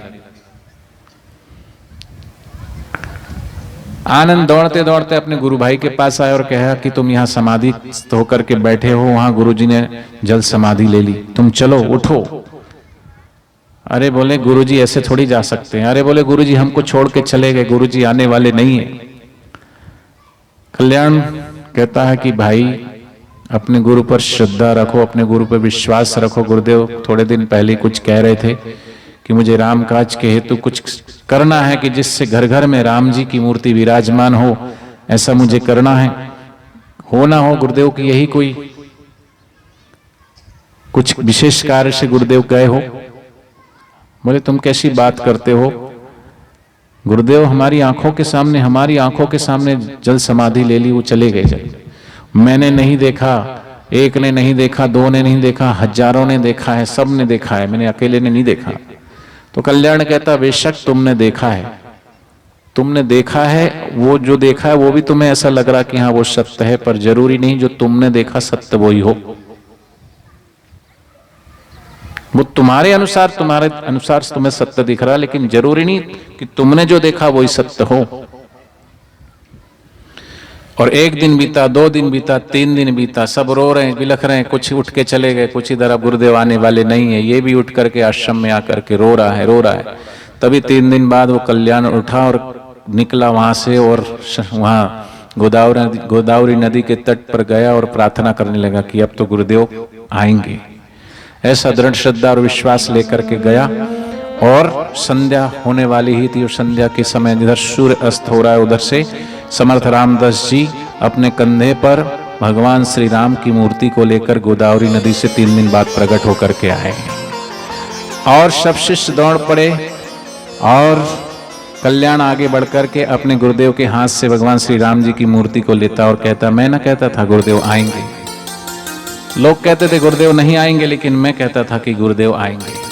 ऐसे हम साधकों को भी विश्वास है, आएंगे मेरे गुरुवर ये विश्वास है, तो दिल से बुला वो तेरे पास है। तो गुरुदेव आएंगे और आएंगे। बोले कोर्ट ने निर्णय सुना दिया, वो कैसे आएंगे? तो सेशन कोर्ट कोई सर्वोपरि कोर्ट नहीं होता है। अगर वो कोर्ट का निर्णय ही सर्वोपरि निर्णय होता और वो राजा हरिश्चंद्र की औलाद होता सो वो वाला कोर्ट, तो फिर हाई कोर्ट क्यों बनाया है? और हाई कोर्ट ही सर्वमान्य होता तो फिर सुप्रीम कोर्ट क्यों बनाया है? सेशन कोर्ट ने तो सजा सुनाई थी कि शिल्पी को, शिवा को, शरद को, प्रकाश को, सबको 20-20 साल की सजा सुना दी। तो फिर हाई कोर्ट ने सबको बाइज्जत बरी क्यों कर दिया? कुछ तथ्य तो रहा होगा ना। जहां उसने तथ्यहीन बातें रखी, यहाँ तर्क रखा होगा, यहाँ सबूत रखे होंगे कि वहां से कोई ना कोई त्रुटि उस कोर्ट से फिर यहाँ त्रुटि सुधार दी जाती, यहाँ भी कोई त्रुटि हुई तो वहां सुधार दी जाती। ऐसे ही बापूजी ने भविष्यवाणी की है, और अभी तक जो जो बापूजी बोले वही हो रहा है। और बापूजी ने कहा कि मेरे बच्चे बाहर आएंगे पहले। वो ऐतिहासिक सत्संग जो बापूजी को सजा सुनाई थी, उसके बाद बापूजी का 17 अप्रैल को आया था ना सत्संग, तो 17 नहीं 27 अप्रैल को 17 मिनट का सत्संग था। 17 अप्रैल ही था, 27 अप्रैल को। उसमें बापूजी बोले हैं कि पहले मेरे बच्चे बाहर आएंगे, फिर मैं आऊंगा। तो शिल्पी भी बाहर, शरद भी बाहर, प्रकाश और शिवा सब बाहर। तो अब गुरुदेव भी हम सबके बीच में जल्दी आएंगे, ऐसा हमको दृढ़ विश्वास है। बोलो सद्गुरुदेव भगवान की हरि ओम।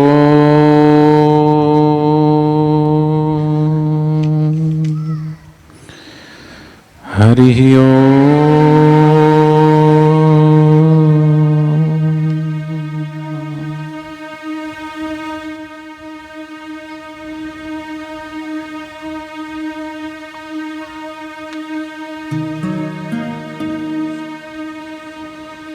हरि ओम।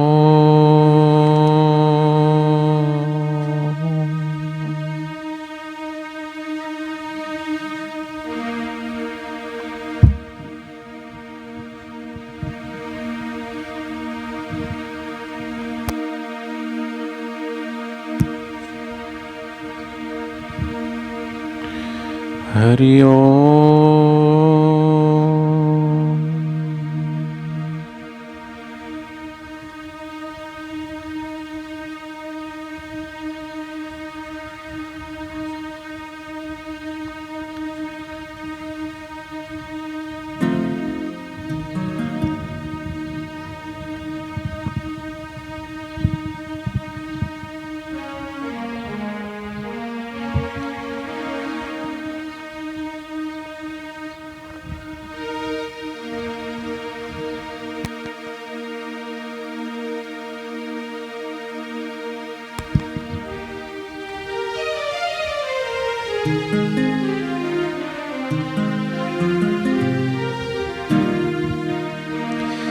मेरी आरज़ू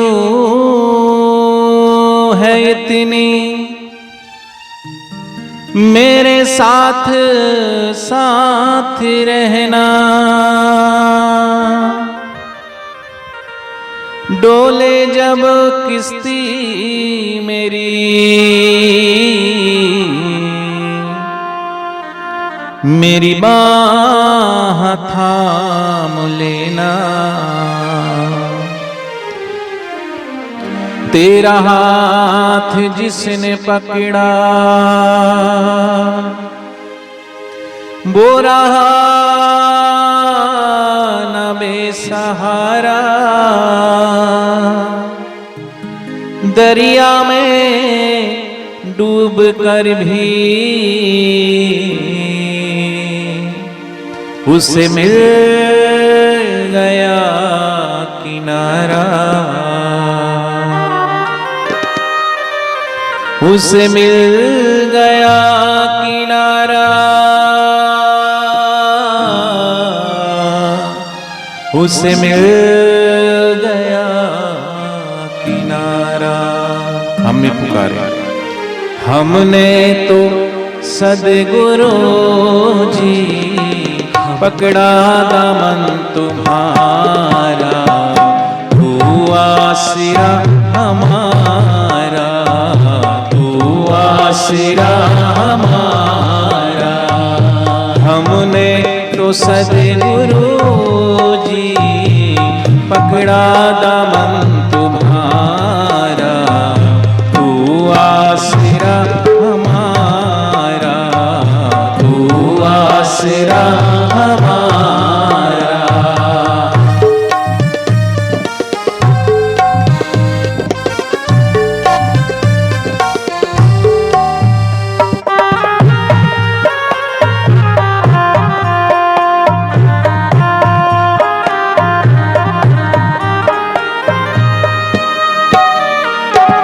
प्रहलाद के सहाई मीरा के बंसी वाले, प्रहलाद के सहाई मीरा के बंसी वाले, हो भक्तों के दाता तुमने सब काज है सवारे, भक्तों के दाता तूने सब काज है सवारे। आया है दौड़ कर तू, आया है दौड़ कर तू, जब जब तुझे पुकारा, तू आसरा हमारा। आया है दौड़ कर तू, आया है दौड़ कर तू, जब जब तुझे पुकारा, तू आसरा हमारा, तू आसरा हमारा।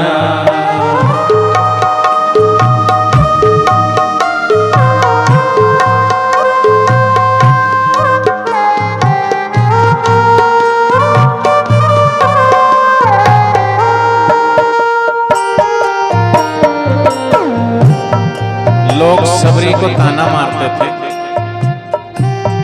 कहते थे पागल है। आपको और हमको भी कई लोग बोलते हैं तुम पागल हो, और कोई तुम्हें पागल कहे तो खुश होना। अगर तुम्हें भगवान के रास्ते चलो और तुम्हें कोई पागल ना कहे तो तुम्हारी भक्ति अभी फली ही नहीं, क्योंकि जब तुम्हारी भक्ति फलीभूत होगी और तुम जब लोगों की नजरों में आने लगोगे तो लोग तुम्हें पागल ही कहेंगे। शबरी को लोग बोलते थे कैसी पागल है, क्योंकि शबरी को सबरी के गुरुदेव ने कहा था, सेवा सुमरन गुरु कृपा पार उतारण हार, इनसे भाव को पार कर जीवन है दिन चार, खाते खाते दिन गए सोते सोते रात। और शबरी ने गुरु के वचनों पे विश्वास किया, इधर उधर की आलतू फालतू निंदकों की बातों में नहीं आई। शबरी ने दृढ़ विश्वास रखा, गुरु वचनों पे विश्वास। और जो बड़े बड़े योगी तपस्वी ध्यानी ज्ञानी अपने को समझने वाले लोग थे, वो मखौल उड़ाते थे, मजाक उड़ाते थे कि सठिया गई है, बुढ़ापे में पागल हो गई, ये बेर चक के रखती है, फूल तोड़ तोड़ के रखती है। जिस राह पर भगवान आने वाले हैं उन राहों पर गोबर का लीपण करती है, पुष्प बिछाती है। इंतजार करती है। एक दिन इंतजार नहीं किया, एक महीना नहीं किया, एक साल नहीं किया। सबरी 21 साल की उम्र थी और 70 की हो गई, वृद्ध हो गई, युवावस्था से वृद्धावस्था आ गई, लेकिन सबरी की श्रद्धा बूढ़ी नहीं हुई, सबरी का विश्वास बूढ़ा नहीं हुआ और भक्ति पुष्ट हो गई। लोग कहते थे राम जी आएंगे, कैसे आएंगे, कहां आए वो मखमलों पर चलने वाले श्री राम कहां इस कंटक वन में आएंगे, कैसे आएंगे। सबरी कहती है कि अरे वो चाहे कहीं भी हो, मेरे गुरुदेव ने कहा है और मेरे गुरुदेव का वचन कभी मिथ्या नहीं होगा। गुरु का वचन मिटे ना कोई, गुरु नानक नानक हर सोई। मेरे गुरुजी ने कहा और मेरे को मेरे गुरुदेव के वचनों पर पूर्ण विश्वास है। प्रभु राम श्री आएंगे, आएंगे और आएंगे, चाहे वो अयोध्या कितनी भी दूर क्यों ना हो। और इतिहास गवाह है ये, जब जिसने पुकारा है जीता है भरोसा ही। जब गुरु सहारा है, गुरु का वचन मिथ्या कैसे होगा। गुरु के वचनों को पूरा करने के लिए तो सारी कायनात लग जाती है सेवा में, तो फिर गुरु क्यों नहीं आएंगे, अवश्य आएंगे। और इतिहास गवाह है कि भगवान श्री रामचंद्र जी सबरी के द्वार पर गए ही नहीं, सबरी के जूठे बेर खाए, जूठे बेर ही नहीं खाए, सबरी को नवदा भक्ति का ज्ञान देकर स्वधाम पहुंचाया। जो भगवान की भक्ति पर चलते हैं, गुरु के वचनों पर दृढ़ विश्वास रखते हैं, भगवान उनके ही घर आते हैं, भगवान उनके ही हृदय में आते हैं और उनका ही कल्याण होता है।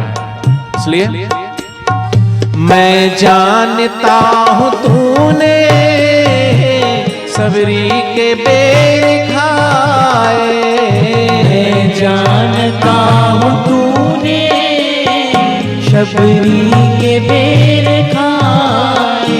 हो कभी भक्ति सुदामा के तूने महल बनाए, कभी भक्त सुदामा के तूने महल बनाए। ओ आया है दौड़ कर तू, आया है दौड़ कर तू, ओ जब जब तुझे पुकारा, तू आसरा हमारा, तू आसरा हमारा। हमने तो सद्गुरु जी पकड़ा दमन तुम्हारा, तू आसरा हमारा, तू आसरा हमारा।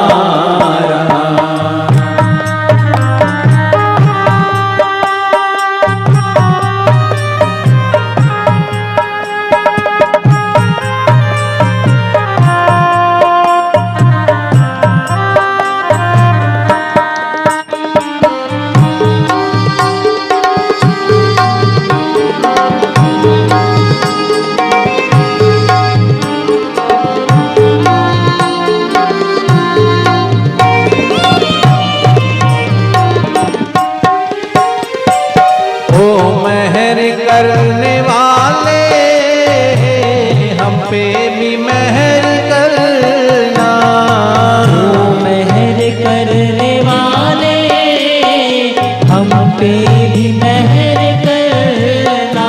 हो करके नजर दया की दिनों की झोली भरना, करके नजर दया की दिनों और हम सब प्रार्थना करें, ओ मेरी ये आरज़ू है, मेरी ये आरज़ू है, हम सबकी ये आरज़ू है, हम सबकी ये आरज़ू है।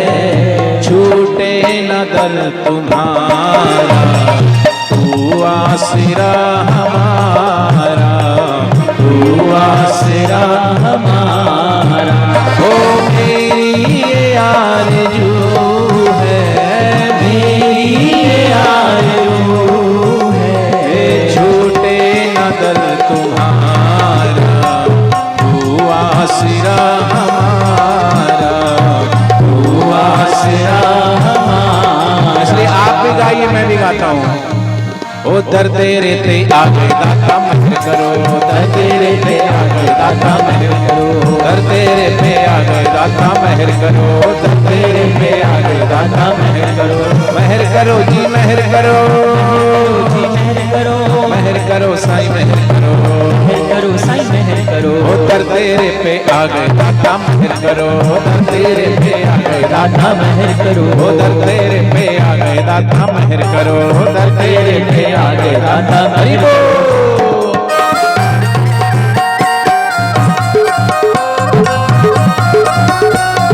हरि बोल।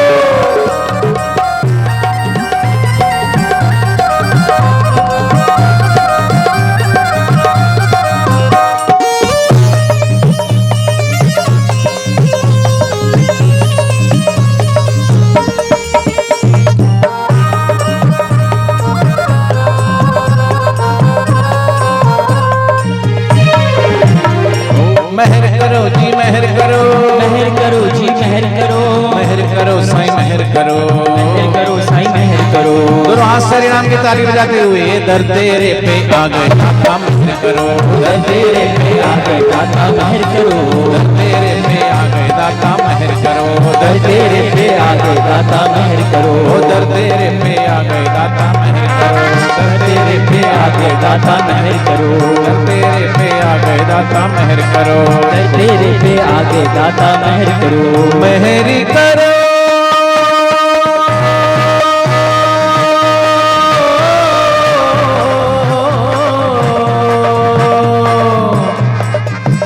मेहरी करो, दर तेरे पे आ गए दाता मेहर करो, दर तेरे पे आ गए दाता मेहर करो। हरे राम राम राम हरे हरे, राम हरे राम, राम राम हरे हरे, हरे कृष्ण कृष्ण कृष्ण हरे हरे, हरे कृष्ण कृष्ण कृष्ण कृष्ण हरे हरे, हरे राम राम राम हरे हरे, हरे राम राम राम राम दोनों हाथ ऊंचा करके हरे कृष्ण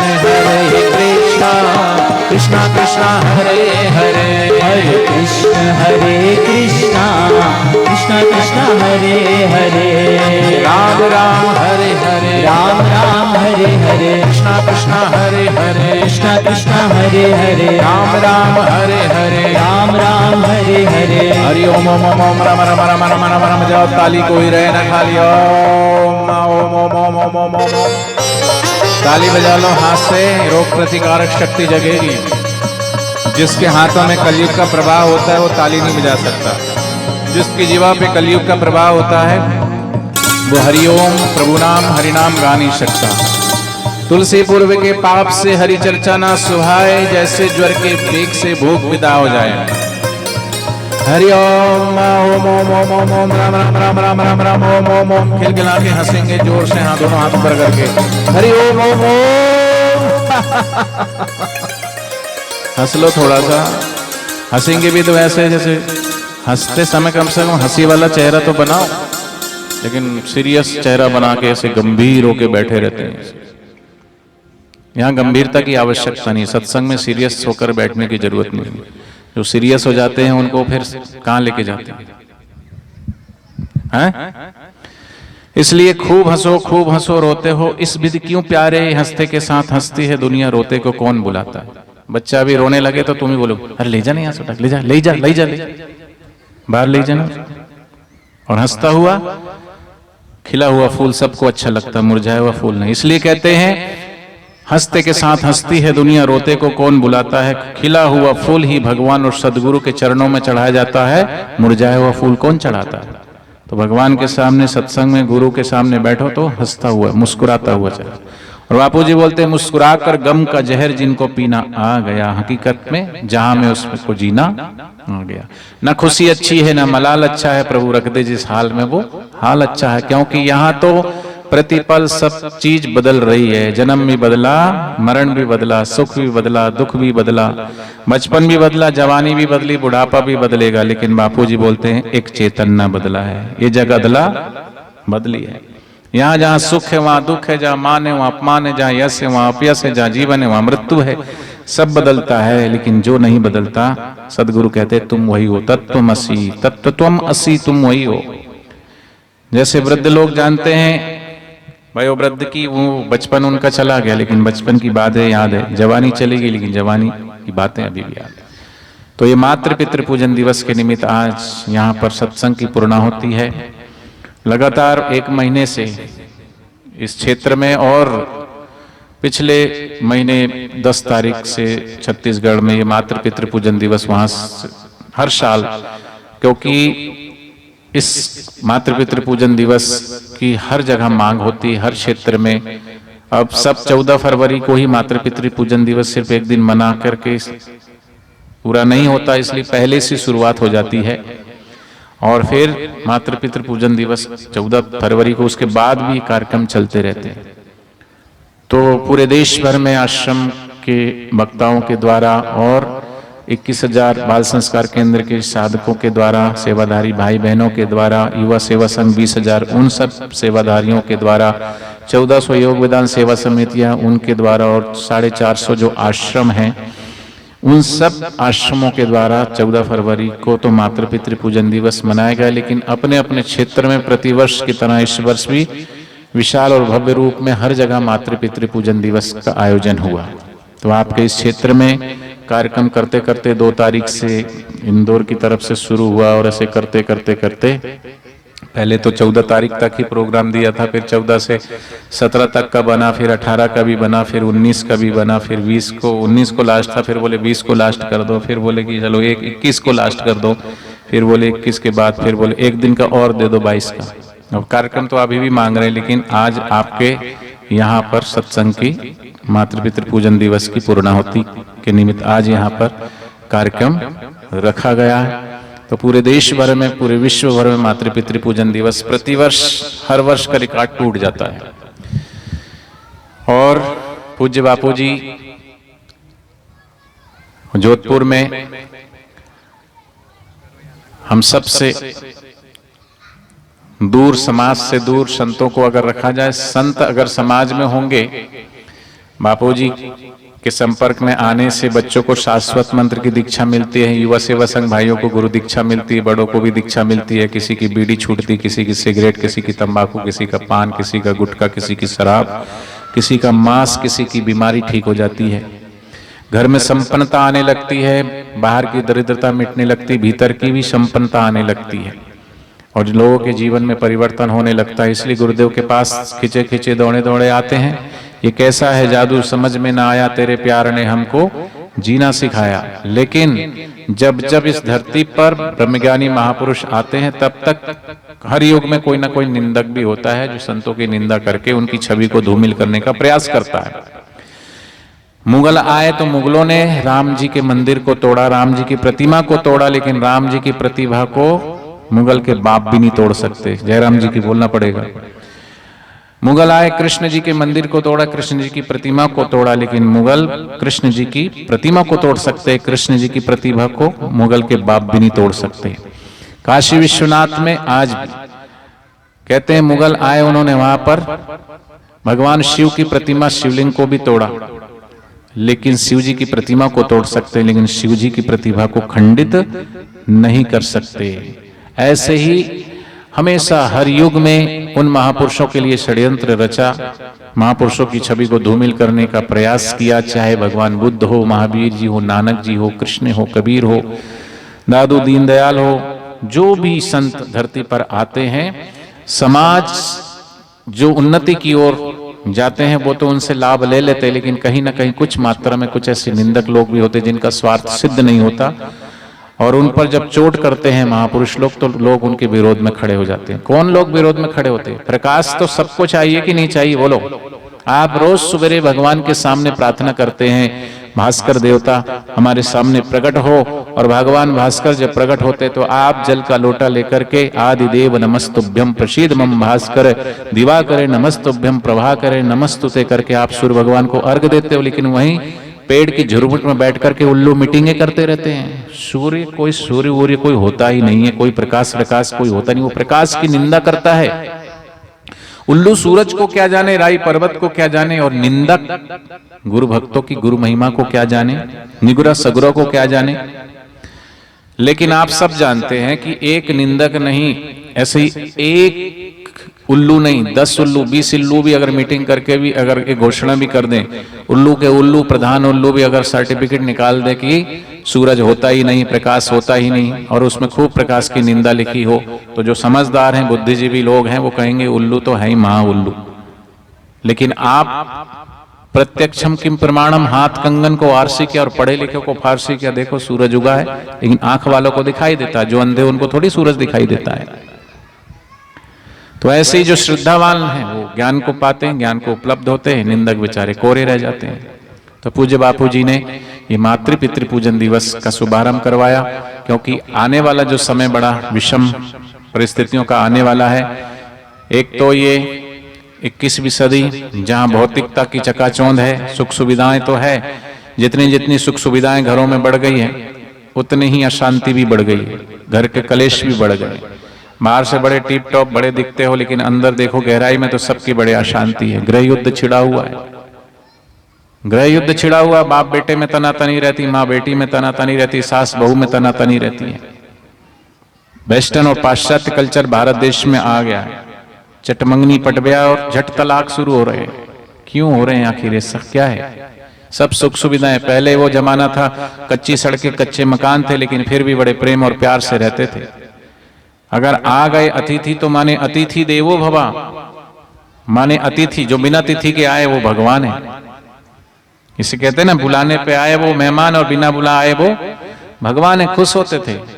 लेकिन आजकल अगर बिना बुलाए किसी के घर पे आए तो ऐसे आए तो मेहमान नहीं आए तो यम आ गया, कब आएंगे कब जाएंगे, क्यों आए कैसे आएंगे, सिर पे बोझा लगने लगते हैं।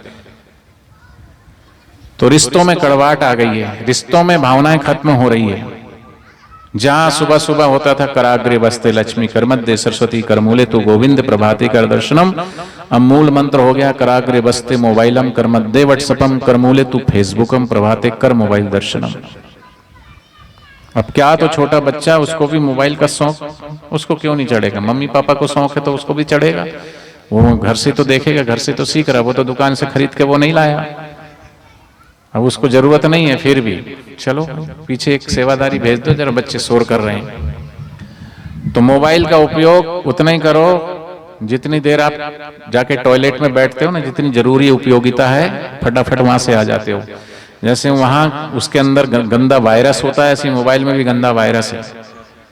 जरूरत है उतना ही उपयोग करो, लेकिन दिन भर उसमें घुसे रहो तो गुसल खाने में, लेकिन लोग घुसे पड़े हैं। शराबी भी शराब एक दिन में 1-2 बार ही पीता होगा, वो भी बुरा है, लेकिन ये मोबाइल की कैसी लत है, 2-2 मिनट में खोल खोल के देखते हैं, पता नहीं क्या चंबा हो जाता है। कहाँ तो भगवान का ध्यान करके सोना चाहिए और ध्यान करके उठना चाहिए, लेकिन मोबाइल का ही ध्यान करके देखते हैं। व्हाट्सएप चेक करेंगे, फेसबुक चेक करेंगे, इंस्टाग्राम चेक करेंगे, ट्विटर चेक करेंगे, और रात भर में पता नहीं ऐसा क्या हो जाएगा, सुबह उठते फिर और चेक करेंगे। जैसे बड़ा अचंबा हो गया, धरती जैसे पता नहीं गोल से फिर महागोल हो गई, क्या हो गया, क्या बदल गया। तो इतना भी महत्व मत दो। बच्चे पढ़ाई के लिए तो इंटरनेट का उपयोग कर रहे हैं, लेकिन पढ़ाई की आड़ में पता नहीं और क्या क्या देख रहे हैं।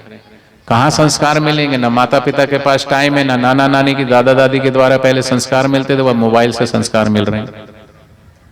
माता पिता बड़े खुश हो, अरे मेरा बेटा छोटा सा इतना सा ये सारा खोल लेता मोबाइल, सारा देख लेता है, हमें नहीं आता ऐसा, इतना इसको आता है। तो वो तुम जब वो पेट में था तब तुमने खूब मोबाइल चलाया, खूब मोबाइल देखा, तो वही जब अभिमन्यु को माँ के गर्भ में चक्रव्यूह की रचना सीख सकता है, तो तुम्हारा बेटा तुम्हारे पेट में बाहर आके मोबाइल चला ले तो क्या चंबा है? कोई आश्चर्य है क्या? तो पूज्य बापू जी देश और समाज की उन्नति के लिए गुरुकुल खुलवाते हैं, बूढ़ी बूढ़ी गायों के लिए गौशालाएं खुलवाते हैं। मैं हरदा आश्रम में गया था, वहां बहुत सारी गायें हैं। पहले तो हजारों में थी, फिर थोड़ी अभी कम कर दी वहाँ पे। और बहुत सारी गाय हैं। मैंने पूछा दूध तो बहुत ज़्यादा होता होगा, 200-250 लीटर? बोले नहीं। तो मैंने कहा कितना दूध होता? कह रहे 3 लीटर।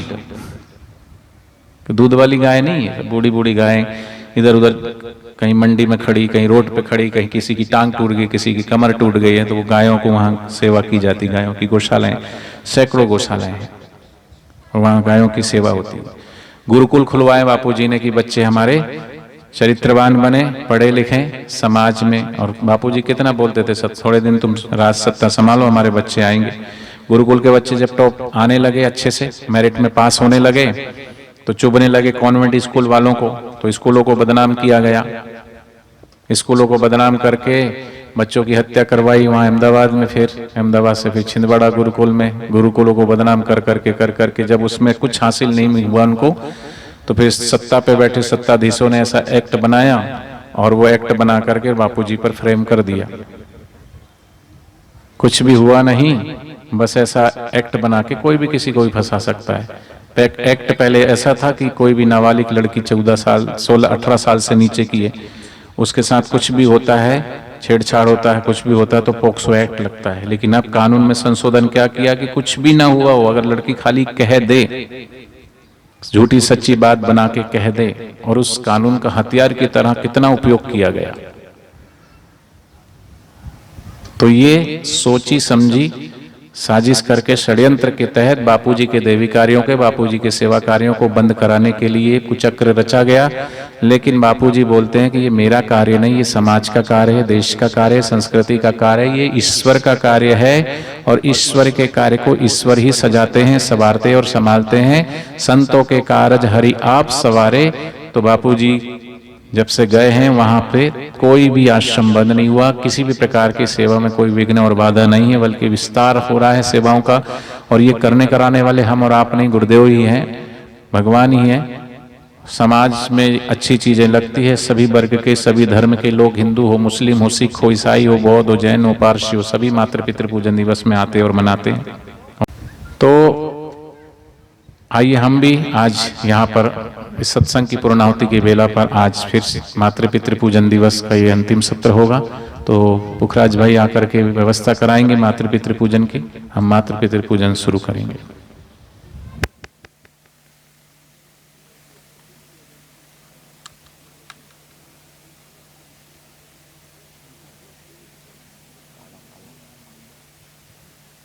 हरिओम हरिओम हरिओम हरिओम। बड़े ही सौभाग्य की बात है कि आज हमारे नगर गांधवा में हम सब सामूहिक मातृ पितृ पूजन कार्यक्रम मनाने जा रहे हैं। और इसमें हम सब के बीच में सत्संग करने, आशीर्वचन देने पूज्य रामा भाई जी भी पधारे हैं। आजकल हम देखते हैं कि माता पिता बड़ी बड़ी स्कूलों में एडमिशन, कई स्कूलों की फ़ीस एक साल की 1.5 लाख, 1,50,000 ऐसी फ़ीसें भी हैं। एडमिशन भी दिलवा देते हैं, ट्यूशन भी लगवा देते हैं, पर बच्चे फिर भी आगे नहीं बढ़ पाते हैं। तो हमारे आश्रम में एक कहावत है कि माता पिता अच्छी स्कूलों में दिलवा देते हैं एडमिशन, ऊपर से लगवा देते हैं ट्यूशन, पर बच्चे नहीं करते लेसन, करते हैं फैशन, फिर हो जाता है टेंशन।